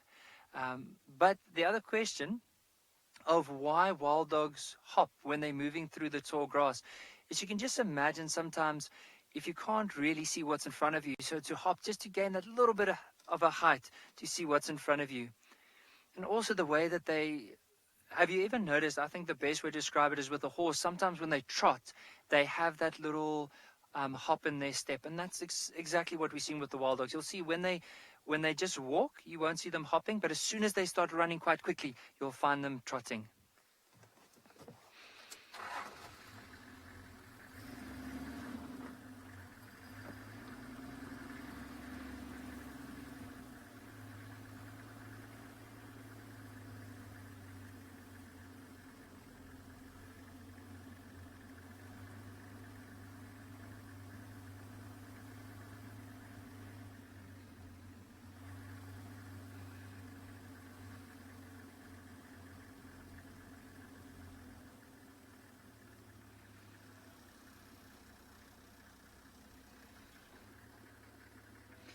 So while we're following these wild dogs, we'll keep everyone updated if there's any changes. But for now, let's head across to James with an elephant. This elephant has been having the most astounding time in the water. It swam all the way into the middle, chased the hippos, then it dived and splashed and threw its ears about, drank some water, sprayed water all over the place, trumpeted and made a noise. And now it's still having a great big splash. And it was having such a good time that it attracted the rest of the herd in as well. And now he's just showing off.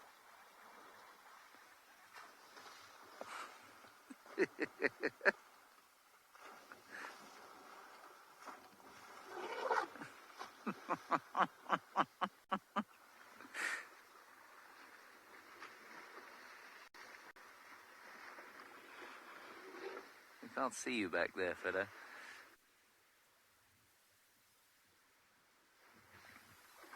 While he's behind there, Owen, just quickly over to the whole herd, and you can see they've all been swimming, and now under the guidance of the oldest cow there, they're all putting sand on themselves.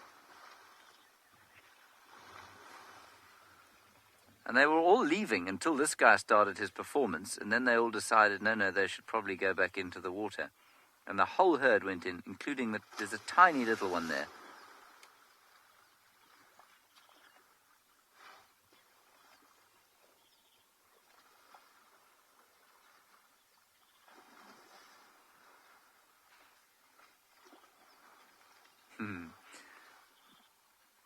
Matthew, an adult, I suppose you'd think of an adult elephant for the females as being around about 13 or 14 years. Even though they've still got a lot of growing to do, they can have calves when they're that young. Oh, here we go. Now chasing some birds and us. But just a little bit too nervous to come and properly chase us because he's a bit young. And Matthew, an adult bull, will leave the herd around about 18 to 20 years or so, sometimes a little before that, but probably won't be a dad until he's about 35 or so. So it's difficult to say when exactly they become adults, but I think for the cows, for the females, once they've had their first youngster, you can say that they're adults, because then they have to look after a baby, which is a very adult thing to have to do. That was magic. Can you still see him there? Let me just drive forward a bit. You've got some ripples in the water. We've had the most spectacular elephant sightings over the last few days. And I'm so grateful for them because, as I said yesterday, sometimes the elephants just disappear. There we go. That young bull definitely is most concerned that we aren't terrified of him after his swimming performance.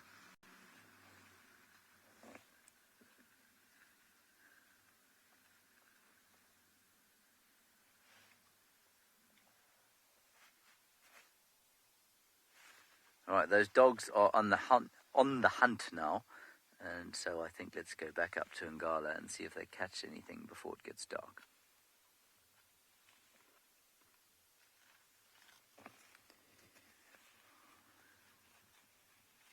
So these wild dogs have just started to split up now at the moment. Now, if they are looking for something to hunt, this is the most ideal situation to find them in, because you can see they're going into the wind, they've started spreading up,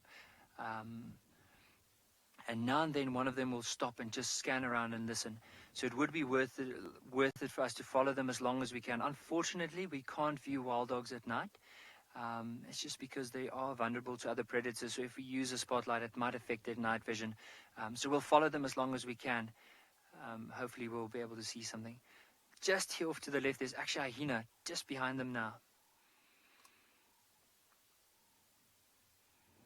So remember earlier we said how the hyenas will follow these wild dogs, because if the wild dogs do make a kill, the hyenas will try and steal it from them, or even wait for them to finish and then grab the scraps. It all depends if the hyena can chase them away. There's actually more than one. There's two other ones that are just behind this one.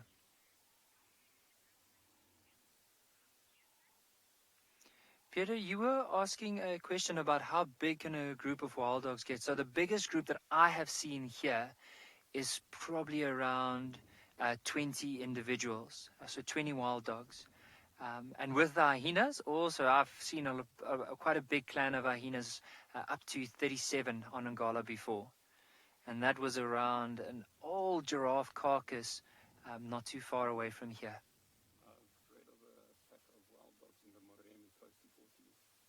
Really? So Marcel reckons, Marcel's our cameraman, he reckons he's seen in the Moremi Game Reserve a pack of close to 40 wild dogs. So, I mean, it all depends. Like, they have these extensive home ranges that they move in. So a home range is just a massive area that they'll cover where they'll go for food and water. And this particular pack is normally around Ngala in this part of the reserve, the southern part of the reserve. For now, we are losing sight. Let's follow them.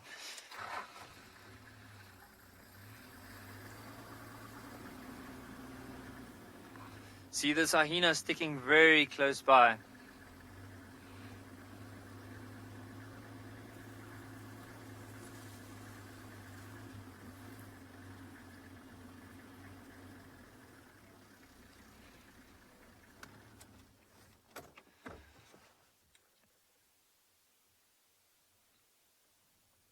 just want to quickly listen out, because a few of them have picked up their heads, but also there was a few individuals that ran off quite quickly into the bush. They might just be waiting to hear if there's any call, or maybe if there was any success, if there was something small that they could have chased. Because often, if they do move, they might flush something like a small grey dyke, a small antelope, like the steenbok you would have seen earlier, or quite a young impala, or even something like a scrub hare.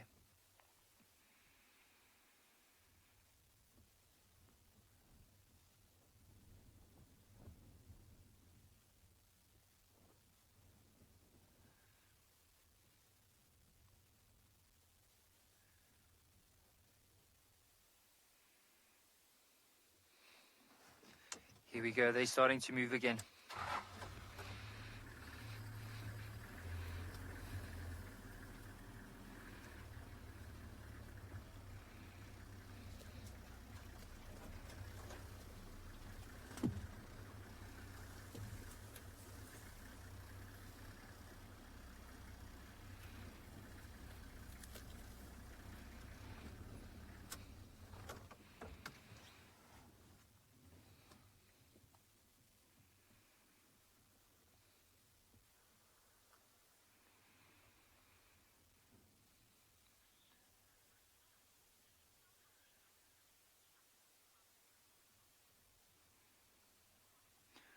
Marcel, we've counted 11 wild dogs earlier within this pack.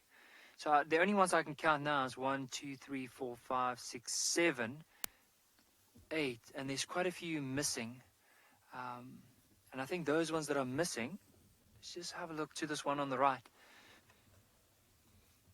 I wonder if you might have heard the other ones that are not with this pack at the moment.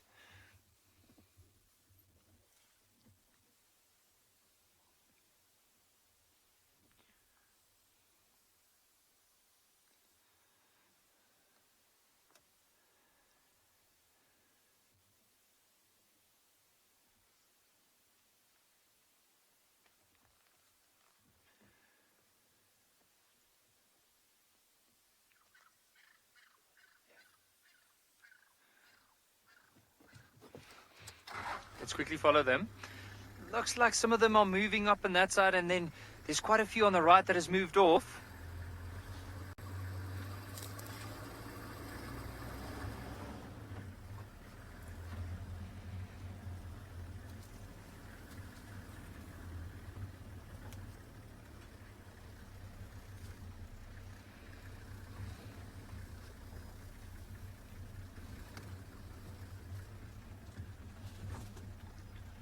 Good.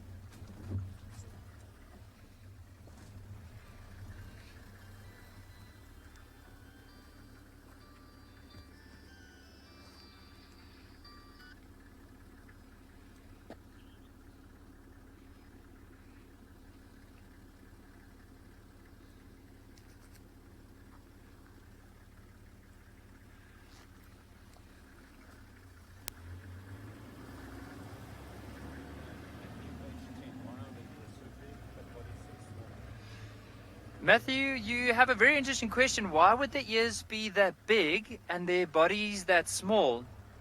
Now, you can imagine if you had quite a big set of ears, how well you'll be able to listen or hear things in the distance. The same with wild dogs. Sometimes when they move, they might not necessarily see something, but they can easily pick out any little bit of noise. You'll see some of them, as they're moving, they're constantly looking into these bushes in the grass, and they might even be standing and just scanning their ears, and that's to listen out for bits of movement. So there might be something that has gone and laid down in the grass, hiding away from them, and that's why they have those smallish ears. And the reason why they're so thin and elegant is because you can imagine also with them, they can move quite far.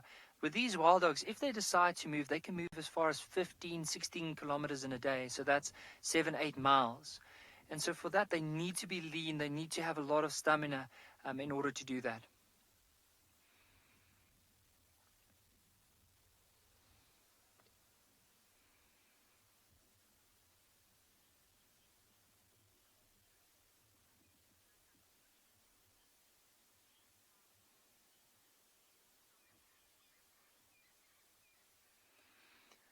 Jacqueline, you've asked a very interesting question. Can wild dogs be domesticated like a normal dog? Now, in my time growing up in South Africa, I've never seen it. I've never heard about it where they actually rear them up and they can have them on as pets. But it'd be interesting to know, like, if any of the viewers know about anything like that, if you heard about wild dogs being able to domesticate them. But according to my knowledge, I just haven't seen that yet.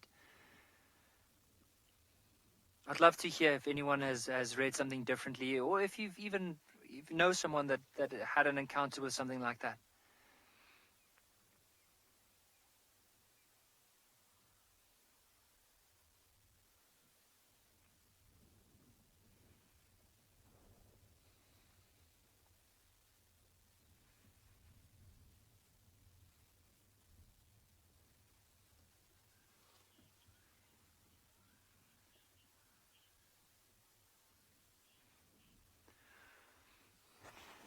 Robert, it would be able to tell if it's a male or female, but not necessarily from just looking at their general appearance. The only way is actually just to look between the legs, and that will be the only way to see if it's a male or female.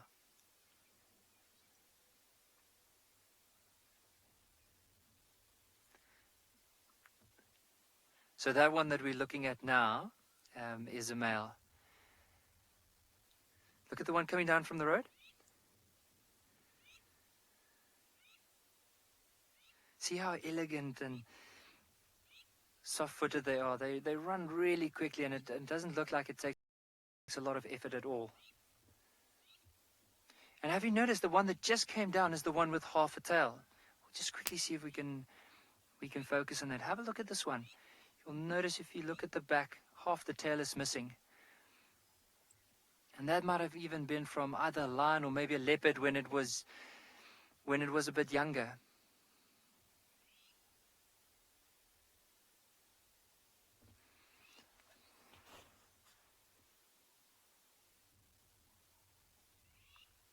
Now this one, if I look around his face and I look at his characteristics on his body, and especially around his bum, you'll see there's a few scars. If we can just focus slightly off to the left, have a look at the scars on the back. So I wonder if this is not the alpha male, so the leader of this pack. So as he's probably moving, if there's any danger, he'll probably be the one that warns the others, but he'll also be the one that puts himself between whatever danger there might be. It could also have been like a fight with another hyena or something that might have tried to come and grab the kill.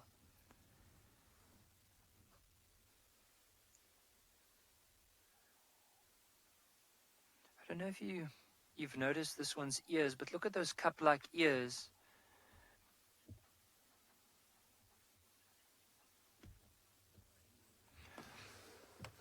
Martha, you were asking about how different would wild dogs be to domesticated dogs.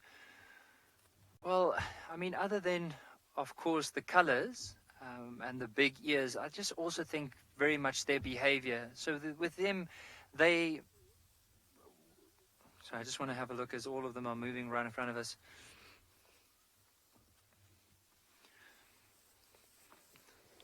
So like, unlike wild dogs, unlike domesticated dog, wild dogs are actually part of the African ecosystem. So they've always been used to other predators around and having to really work hard as a pack in order to take down their food. But it is, it's hard to explain the exact differences between a dog and a wild dog because of the fact that, a domesticated dog, you'll always find around, they'll listen to what you tell them to do. But with wild dogs, they still have that wild instinct within them. So it's very rarely where people will be able to tame a wild dog and teach them the same tricks and that as with domesticated dogs.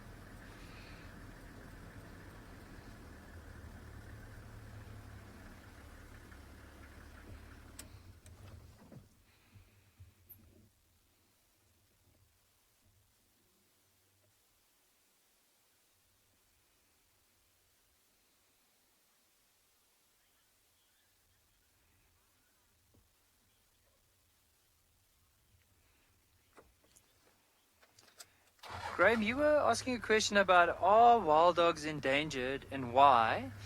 They are endangered wild dogs, and just to give you an idea, they in this whole area, like this massive open reserve that we're driving around at the moment, there's less than 300 wild dogs. So 257, give or take, plus or minus, is what they estimate them to be. And the reason why they're so endangered is because whenever there's a lot of lions in an area, or even a lot of leopards, they might kill the wild dogs. Especially lions. Lions are the #1 killers of wild dogs. And then, of course, the other sad thing is sometimes, especially with, I think, not just wild dogs, with most animals, as soon as their habitats are taken over by either humans or for agriculture or anything else, then they have less area to move around. And then often the less area there is and the more concentrated some of the bigger predators like the lions would be, the more in danger they are of being killed by those lions.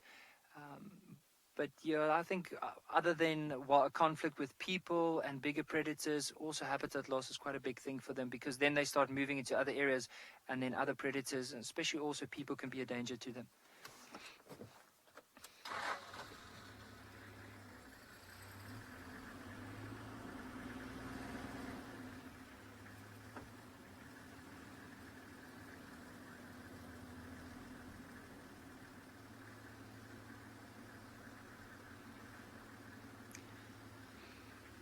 I think for now with these wild dogs, just looking at the direction that they are moving in,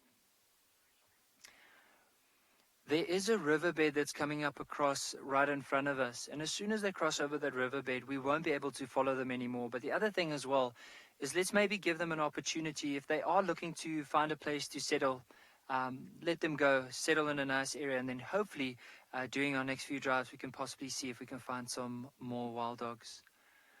But for now, they are moving down, and as I said, there is a riverbed, and as soon as they get over that, possibly an open clearing where they'll spend the night. It is getting darker, so let's maybe leave them be and then carry on with our drive. Hope everyone enjoyed the wild dogs.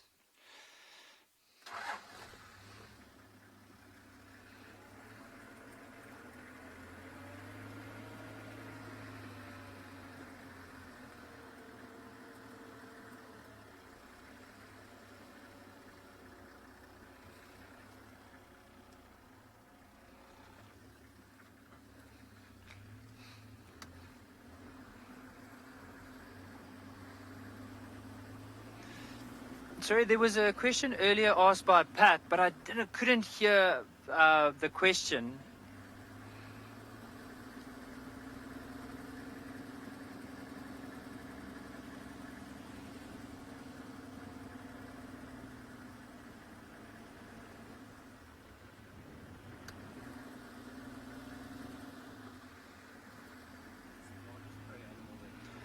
So the biggest prey that I've seen those wild dogs hunt is almost a fully grown zebra, as well as a fully grown kudu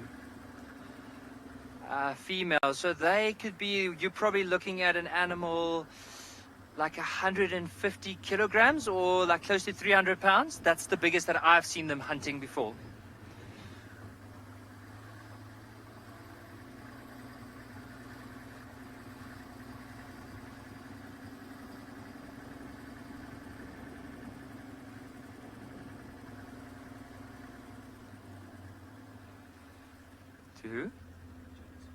So let's head across to James. He is, I don't know what he's up to. Let's go and find out.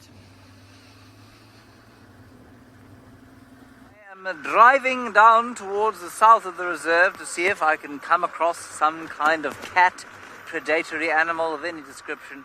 That is what my goal is from here. The elephants wandered off into the bush, the young bull shouting and beating at bushes, and so he decided to leave them and head south and see if we can't pick up on Thandi the leopard. This is her territory. She is the queen of Djuma, the leopardess that we see most frequently, and the leopardess who we followed for the longest.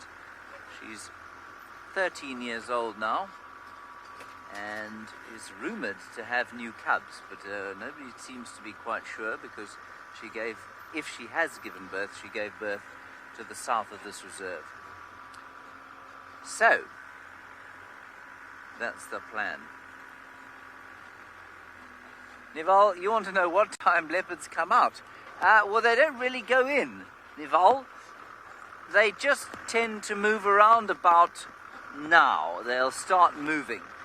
So, leopards are often thought of as nocturnal creatures, so animals that operate at night, but in actual fact they'll operate at any time of the day. And I've watched leopards hunting midday, I've watched them hunt at midnight, and it really just depends on whether they're hungry, whether they feel they need to mark their territories or not.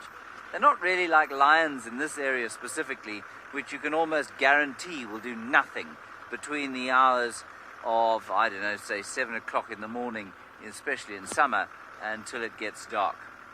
Whereas the leopards can move around quite a lot during the day.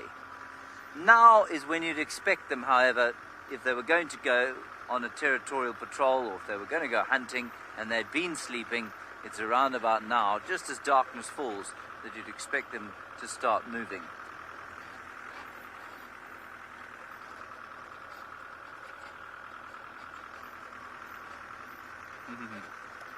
Well, Jonathan, it's definitely a lot harder.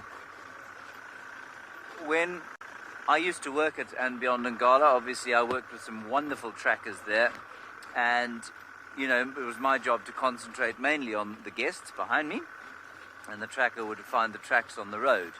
And now, doing this job, we don't have that, and so it's a little trickier, but you get used to it, and you just have to make sure that you keep an eye on the road next to the vehicle and on the road in front. It's trickier at this time of the year when there's a bit more grass all over the place, and it's also trickier when the light is like this.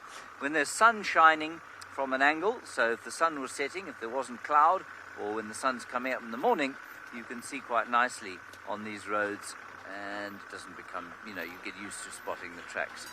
But it's definitely helpful to have another pair of eyes in the form of a tracker, especially the skilled ones that you get at a place like andBeyond Ngala, where I worked with some fantastic trackers who not only did the tracking, but they were essentially my teachers in the bush. They taught me a huge amount about being in the wilderness, because I came from the city and I knew absolutely nothing when I started there.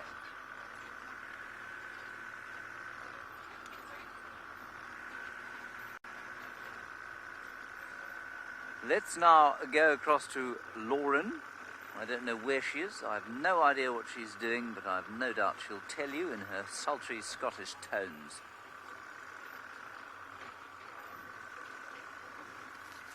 Ooh, shall I tell you in my Scottish accent? That is not a Scottish accent. This is a Scottish accent. What am I doing, James? I am looking for animals. I am. I'm now in the West. Now, the West is always a gamble for me. I always think of, you know, Beauty and the Beast, the West Wing. Because there's not, during winter, there's no permanent water point. So we don't often find animals in the West, especially prey, your antelopes, your impala, your duiker, your steenbok.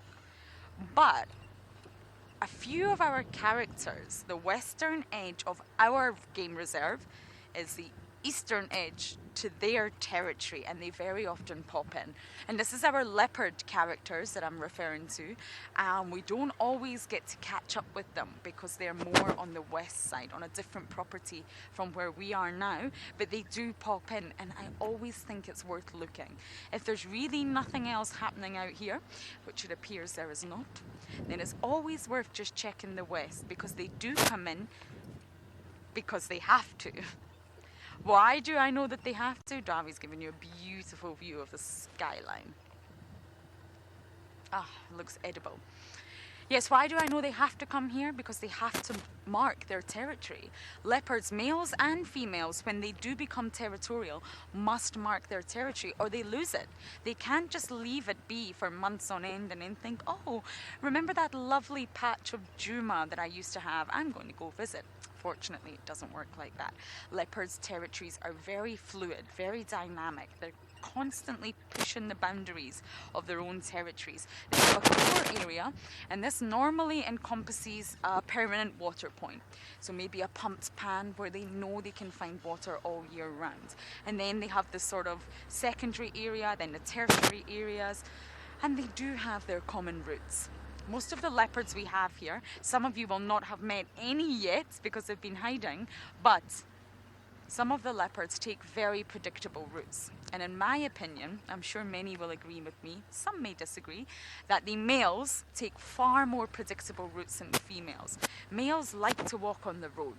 They like to sort of march along, be very vocal, saw, be very visible, and they walk in straight lines. The females that we have here, I find like to weave in and out, go through then come back again, then weave. I find it far more difficult to track a female leopard than I do a male. So they must scent mark their territory and vocalize to show their presence. They're still here and this is still mine. If they don't do that, they risk losing that section of their territory. So my point is, they must come here. They can't just abandon it, which is why it's always worth us checking the west. There may not be so much to see now, but if we get lucky with one of our western characters, as I like to call them, then it will be absolutely magical. So this is why I'm checking the west.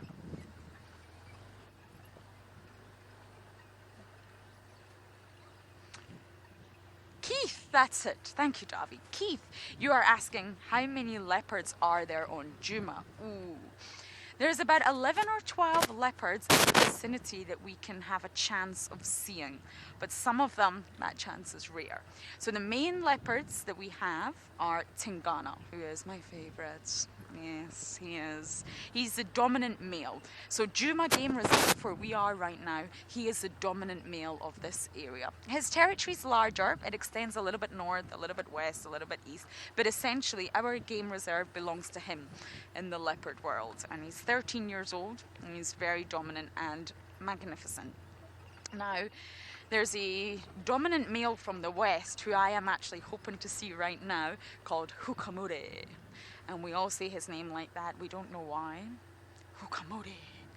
I have no idea why we say it like that. You should ask James to say it. He'll do a great example. And his territory extends in a little bit, but Tingana and him are sort of the, well, enemies, if you like. They are the two dominant males. And as for females, the main females that you will see in our game reserve are Tandy, the queen. She's also 13. She's beautiful, but she's old, and you can see that she's a little bit older. And her daughter, Tlalamba, who is the princess.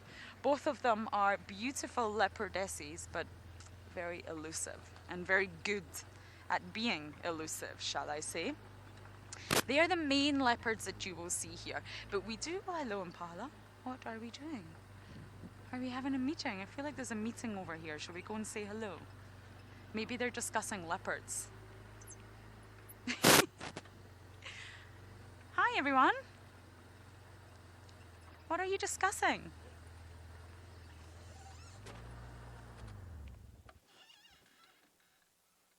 Oh, what a beautiful view of the Impala. Just popping their heads over the grass. Okay, I'm going to continue searching the west for our elusive characters. And as I do that, we are going to send you back across to James. So we've got yet more elephants, but it's not really the elephant that we want to look at right now. There's a really cool story about this rock in front of me. Yes, we're going to tell a rock story. Now, I would say that this rock, a good-sized piece of granite, weighs in the region of 30 kilograms or so, maybe 25 kilos, no, probably about 30 kilos. So it's pretty heavy. And you might ask yourself how it got where it is. And if you look very carefully, you'll see some elephant tracks on the ground in front of it and behind it.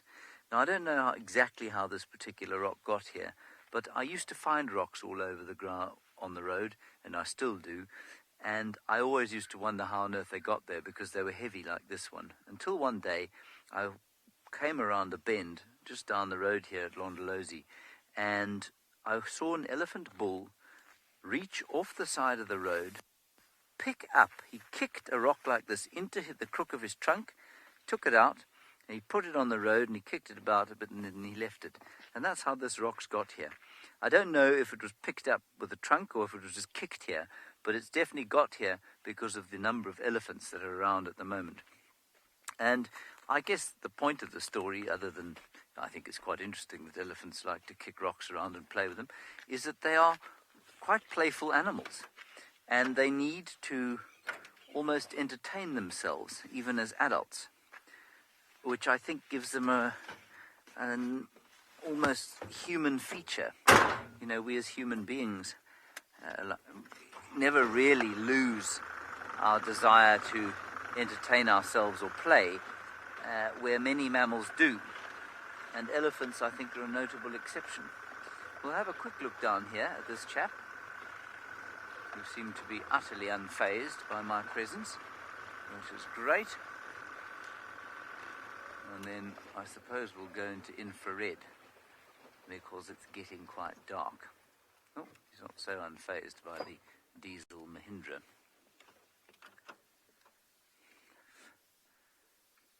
Now, many of you would have been watching yesterday, but it's apparent that many of you weren't, because they are an extra 2,000 viewers watching this afternoon. So thank you to all of you, especially the new viewers today. Thank you for tuning in. Thank you for watching.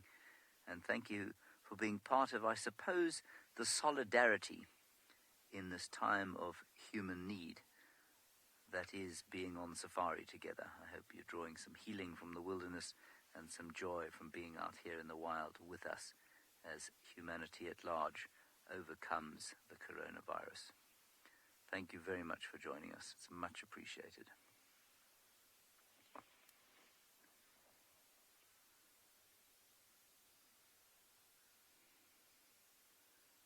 And I find it so comforting that as the human world all around us is in such a state of upheaval, you come into the wild and the animals are just continuing with life as they always do. And it's so grounding. It's so grounding to know that nature will carry on regardless.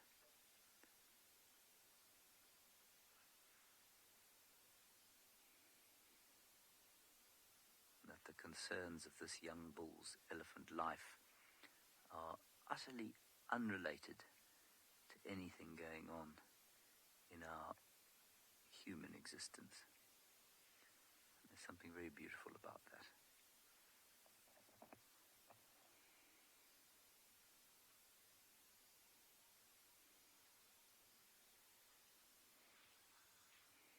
Oh, and we're still okay in colour.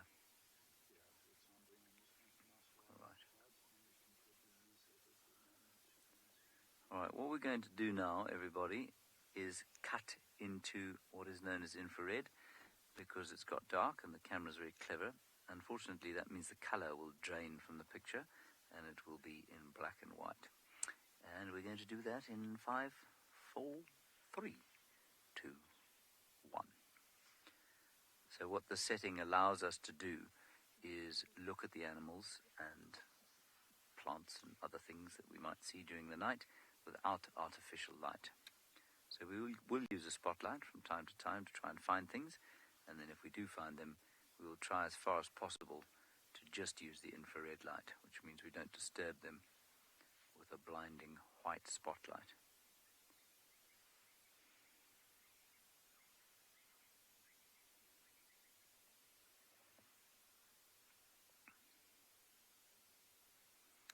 Melissa, in theory, I think pretty much every animal out here has a predator, but there are a few that are seldom preyed upon.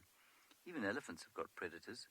Hyenas and lions will catch and eat elephants from time to time, very seldom, and normally very young or very weak or very sick elephants, but it does happen.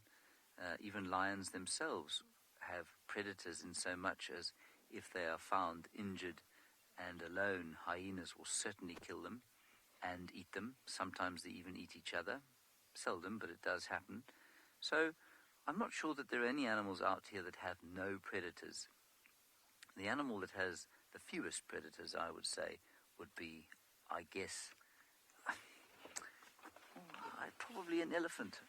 You know, young lions are often preyed upon by snakes, could be pythons, could be birds of prey, whereas an elephant really is only threatened by lions, big prides of lions and big clans of hyenas, and if they happen to be sick, and if they happen to be left alone and not within a herd. So it does happen from time to time, but it's very, very infrequent. Right, let's move along. Owen? So I shall take the spotlight out. In the meantime, let's go back to Nicky. I believe those wild dogs were crossing a riverbed that Nicky couldn't cross, and let's see if he's caught up with them or looking for something else.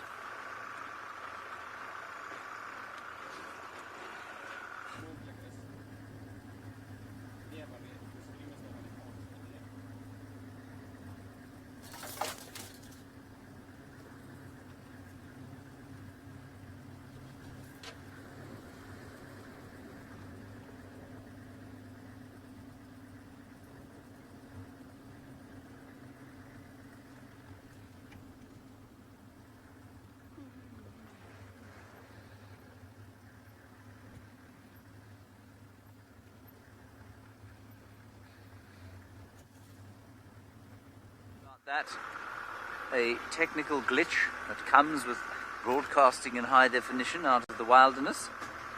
We'll sort that out soon and then go back and find out what happened to Nicky's dogs. I'm assuming that he's left them now because it's got dark, but he might still have them.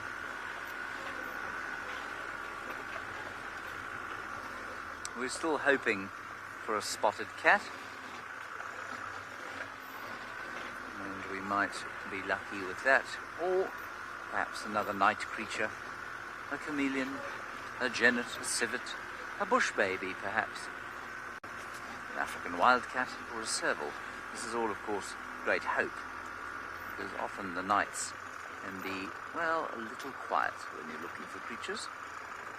It's always a good time to ask questions and strike up conservation conversations. Say conservation conversations fast a couple of times.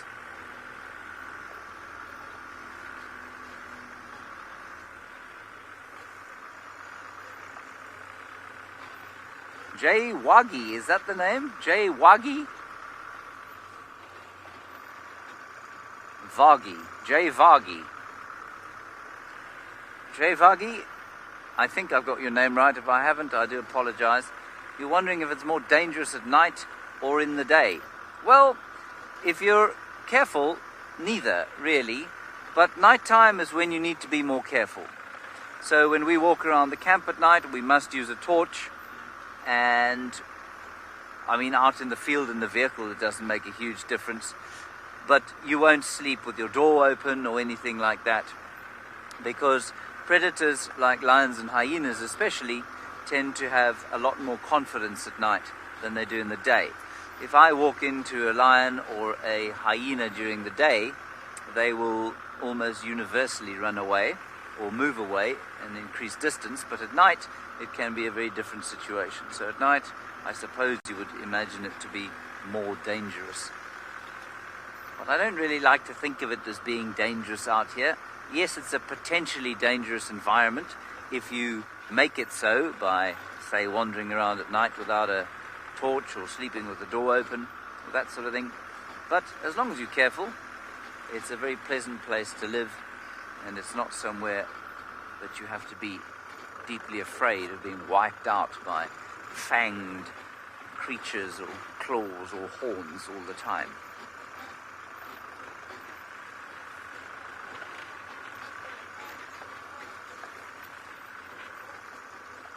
Much as many people would like to tell you it's very dangerous out here, it really isn't, if you're careful.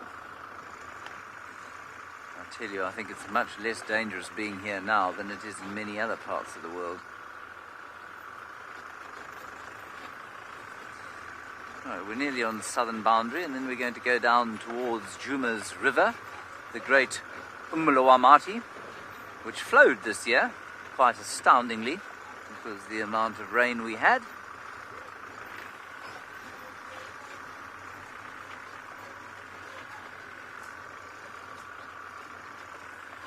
I believe that Lauren has got her spotlight out as well, and I'm sure she is looking for exactly what I'm looking for.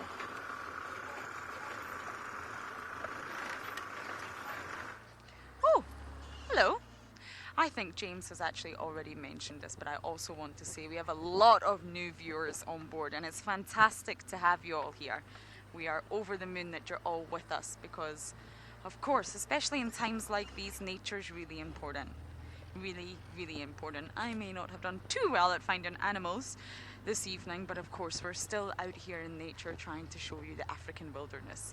And the thing I love is you never know what you're going to see around the corner. Ever. Sometimes you see nothing, yes, but sometimes the most magical moments will happen right in front of you that you could have never even imagined. So sadly it's too dark now to head to the den. We're actually not too far away from the hyena den, but because the cubs are so young, we don't go there when it's dark. But we of course will pop back in tomorrow and see if we can get any look at these cubbies. Ribbon has been very, very stubborn, a bit like myself. And she's refusing to reveal them just yet, but we have seen them once. So I'm doing my one last lucky loop to try and find you a leopard.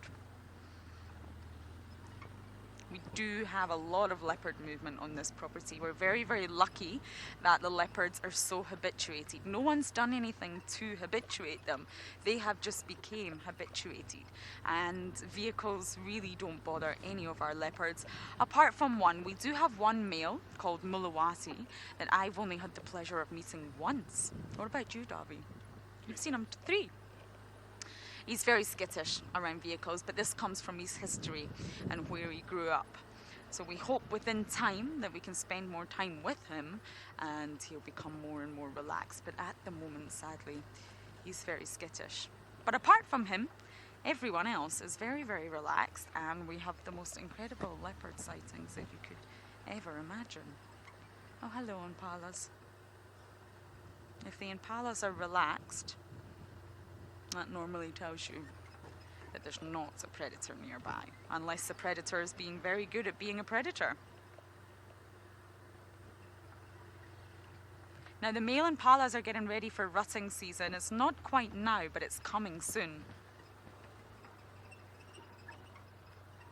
Alex, we do see nightjars while we are out. It's been a while since I've actually had a good sighting with a nightjar.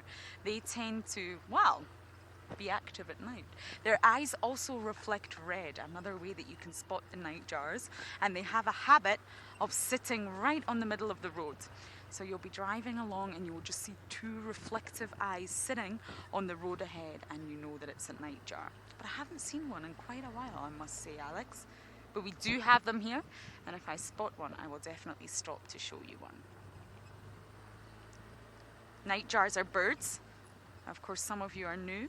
So they are birds out here, and they are nocturnal, gorgeous birds. So in case any of you are wondering what I was referring to, the nightjars are birds. Okay, I'm going to continue on my bumpy mission. There has to be someone around here. And as I do that, it seems like Nikki has managed to get some signal back, so we are going to send you all the way across to him and see what he's up to now.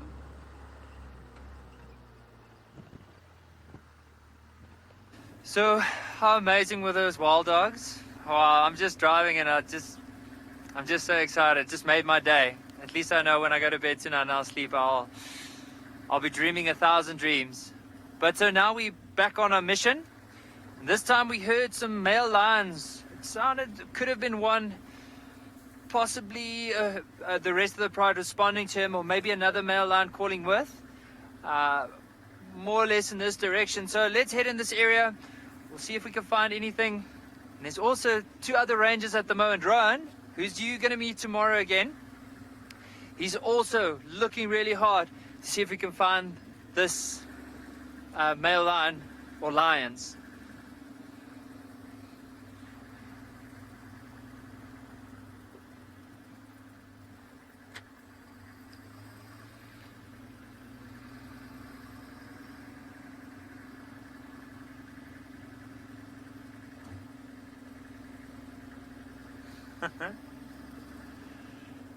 Kai11, you were asking why do hyenas laugh? What's so funny?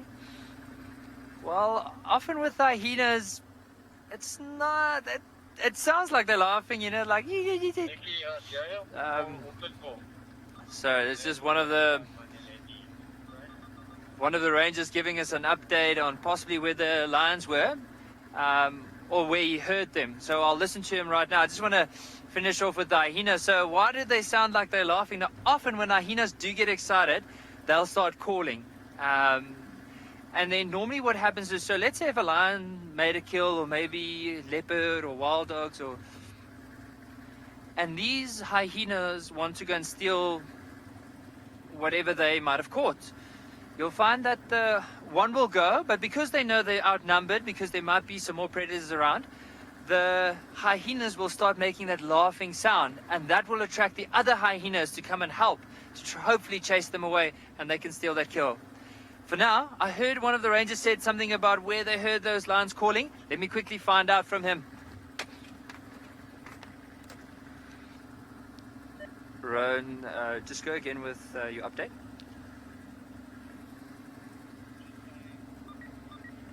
I'm just saying that when you get onto Waterhole, just east of Manileki, drive slowly and check both sides. There's a servo there every time then. Copy. So apparently this ranger said to us, so this road we're driving on now is heading from a west to easterly direction. And so the ranger said that he heard lions calling somewhere along this area. So we're going to slowly drive and use the spotlight and look out for any eyes. Hopefully these lions might be on the road, but as he said, there might be a chance it could be here. So he is also looking, but he's saying that we really need to try and drive slow and see if there's any signs of these lions around. Who knows, maybe we can get them. Now, I don't know if anyone has ever heard a lion calling, but it's such a beautiful call. It's like a deep, very deep guttural call, like and that's what we're trying to listen out for this evening. If we do hear it, we might just switch off the vehicle and try and find out where it might be.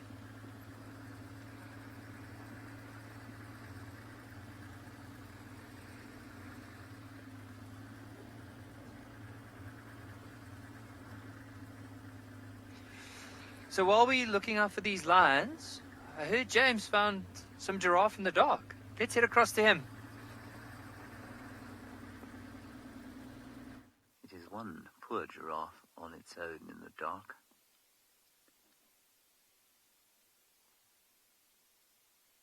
There's something else going off to the west, which is the left of your picture, and I'm pretty sure it's an elephant. Those of you who enjoy wildlife broadcasting may have come across the YouTube channel True Facts, where an astonishingly amusing American man narrates various wildlife videos, and the latest one is on the giraffe. Do yourself a favor. If you're feeling vaguely down, go and listen to him. He's hysterical.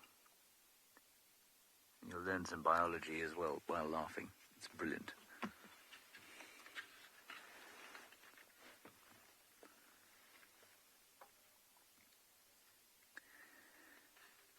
Michelle, I really think that the different colors of eyes that you see at night when you shine a light on an animal has to do with the angle at which the light strikes the tapetum lucidum, which is that reflective piece of the eye that gives it,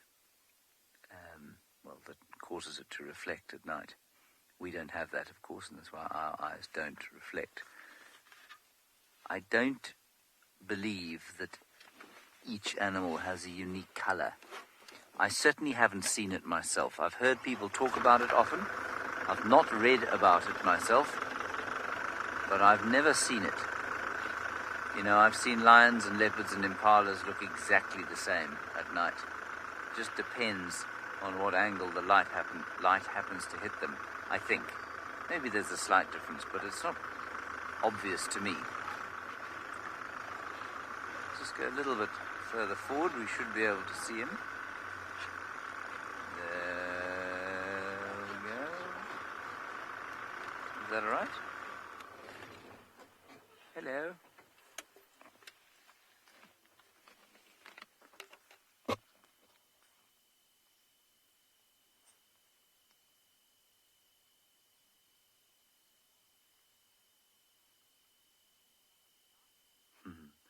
Joss is asking when giraffes sleep.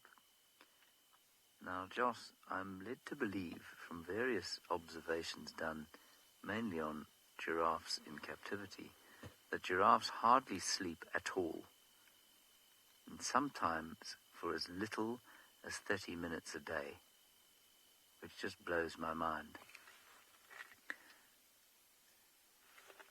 So when I have seen them sleeping, when I've seen them lying down, it's normally been around about this time or deep into the night. And what they do is they lie down, they fold their legs up underneath them, and they keep their heads up. And then they'll rest for a while. So they, as far as I'm aware, are one of the least sleepy mammals that there are. He's got an itchy neck.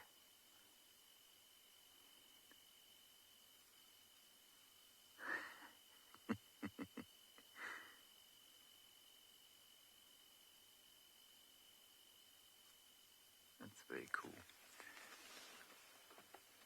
It's a beautifully quiet night. Just a few mole crickets calling, or stridulating. They don't really call.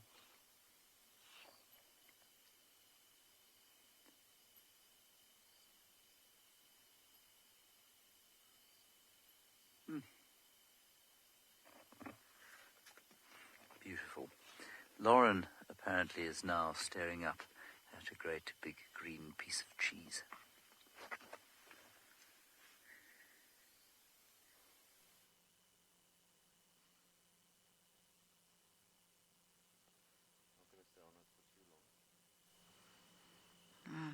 Just give a little update about the moon.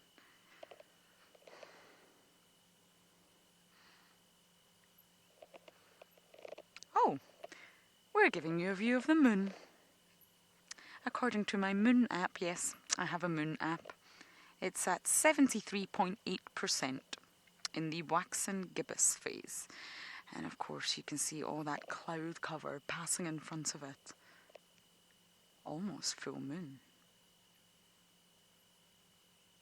I believe I believe it's a super moon. I can't remember the date, but I think there's a super moon coming, which is very exciting. That'll provide a lot of ambient light, and I imagine we will get some hunting taking place during the night of the supermoon. The supermoon provides so much ambient light that many predators that don't hunt during the night, like your wild dogs or your cheetahs, will actually hunt on the night of supermoons, or even full moons. Even on a bright night of the full moon where you can see the moon clearly, you will have predators that are normally diurnal hunters hunting during the night. But unfortunately we've got a lot of cloud cover tonight, and it's in the waxing gibbous phase. Waxing is when the moon is getting fuller.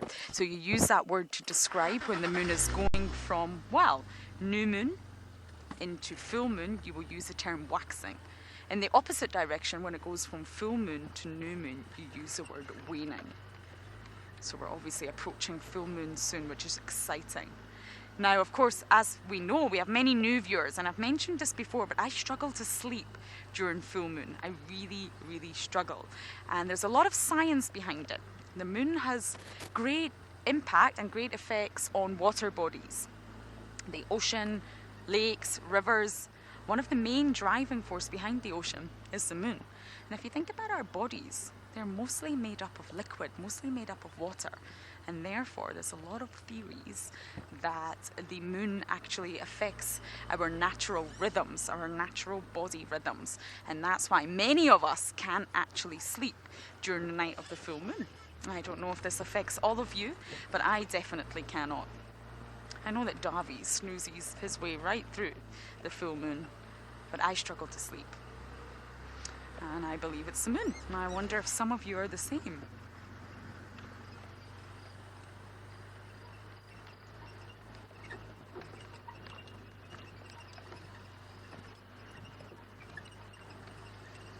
Natalie!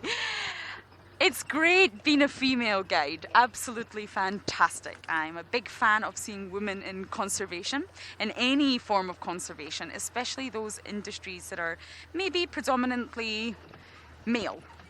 Yes, I do have to change tires, but normally we have fantastic cameramen on board. Yes, they're all amazing and they help. But yes, we do have to change tires. That's part of it, I'm afraid, because getting a flat tire is one thing that happens regularly out here. We have to do a lot of maintenance to the cars.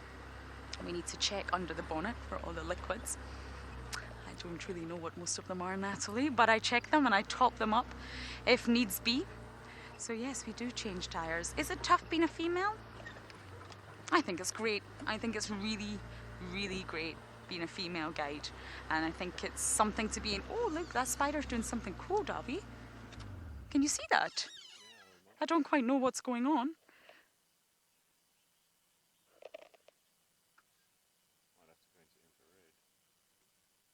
Okay, we're going to have to switch into infrared, I'm afraid, to watch this. I think it's a spider. I'll explain what that means once Natalie confirms. Okay, now we're going to switch into infrared, and what this means is that we don't shine any artificial light on the animal whatsoever. So we're using a special tool that emits infrared light, and therefore we're using ambient light only. Wow! What are you up to? You're very busy. You can see the spinnerets. You see that hole on the lower side of the abdomen? It almost looks like a belly button, but it's not. It's actually the spinnerets, and that's where the silk comes from. It's producing silk as we speak. It's doing some home improvements, some maintenance to the web. Wow. I don't actually know which species of spider this is. So yes, that's why your image is in black and white, because we're using this incredible tool. That means when we do see any animals, we are not shining artificial light, white light, red light, any kinds of light on the animal. And that's why your color just went from, well, your picture just went from being in color to black and white. It's amazing. It's a great tool that we have here for viewing animals in their natural habitat without disturbing them in any way, shape or form. Now, we are nearing the end of the show, but if any of you do know which species of spider we have here, please do let me know.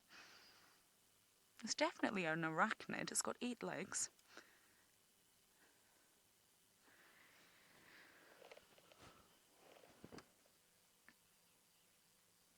Kaylee, you're asking, have any of the staff been bitten by the spiders? Ooh, spiders essentially are all venomous, but not all spiders' venom is dangerous to humans. And unfortunately, there's a spider called the violin spider, and yes, a few of our staff have had injuries from the violin spider. It's cytotoxic, Kaylee, and what that means is the venom attacks your tissues. It attacks the muscles in your tissue, and it can leave you with quite a nasty scar. It won't kill you, it won't be fatal, but you can have quite the nasty injury on your body. So, good question, Kaylee, but generally that's a rare occurrence. We all check our rooms at night for scorpions, snakes, spiders. We use a torch and we check in all the hidey holes. So generally that is a rare occurrence, but of course it can happen, and that's why you must be careful out here. Most spiders here are not dangerous to humans. So wow, what a show tonight has been. Thank you everyone for jumping on board. It's been an absolute pleasure to have you with us. And of course we will be out nice and early in the morning, so please do join us then. Good night for now.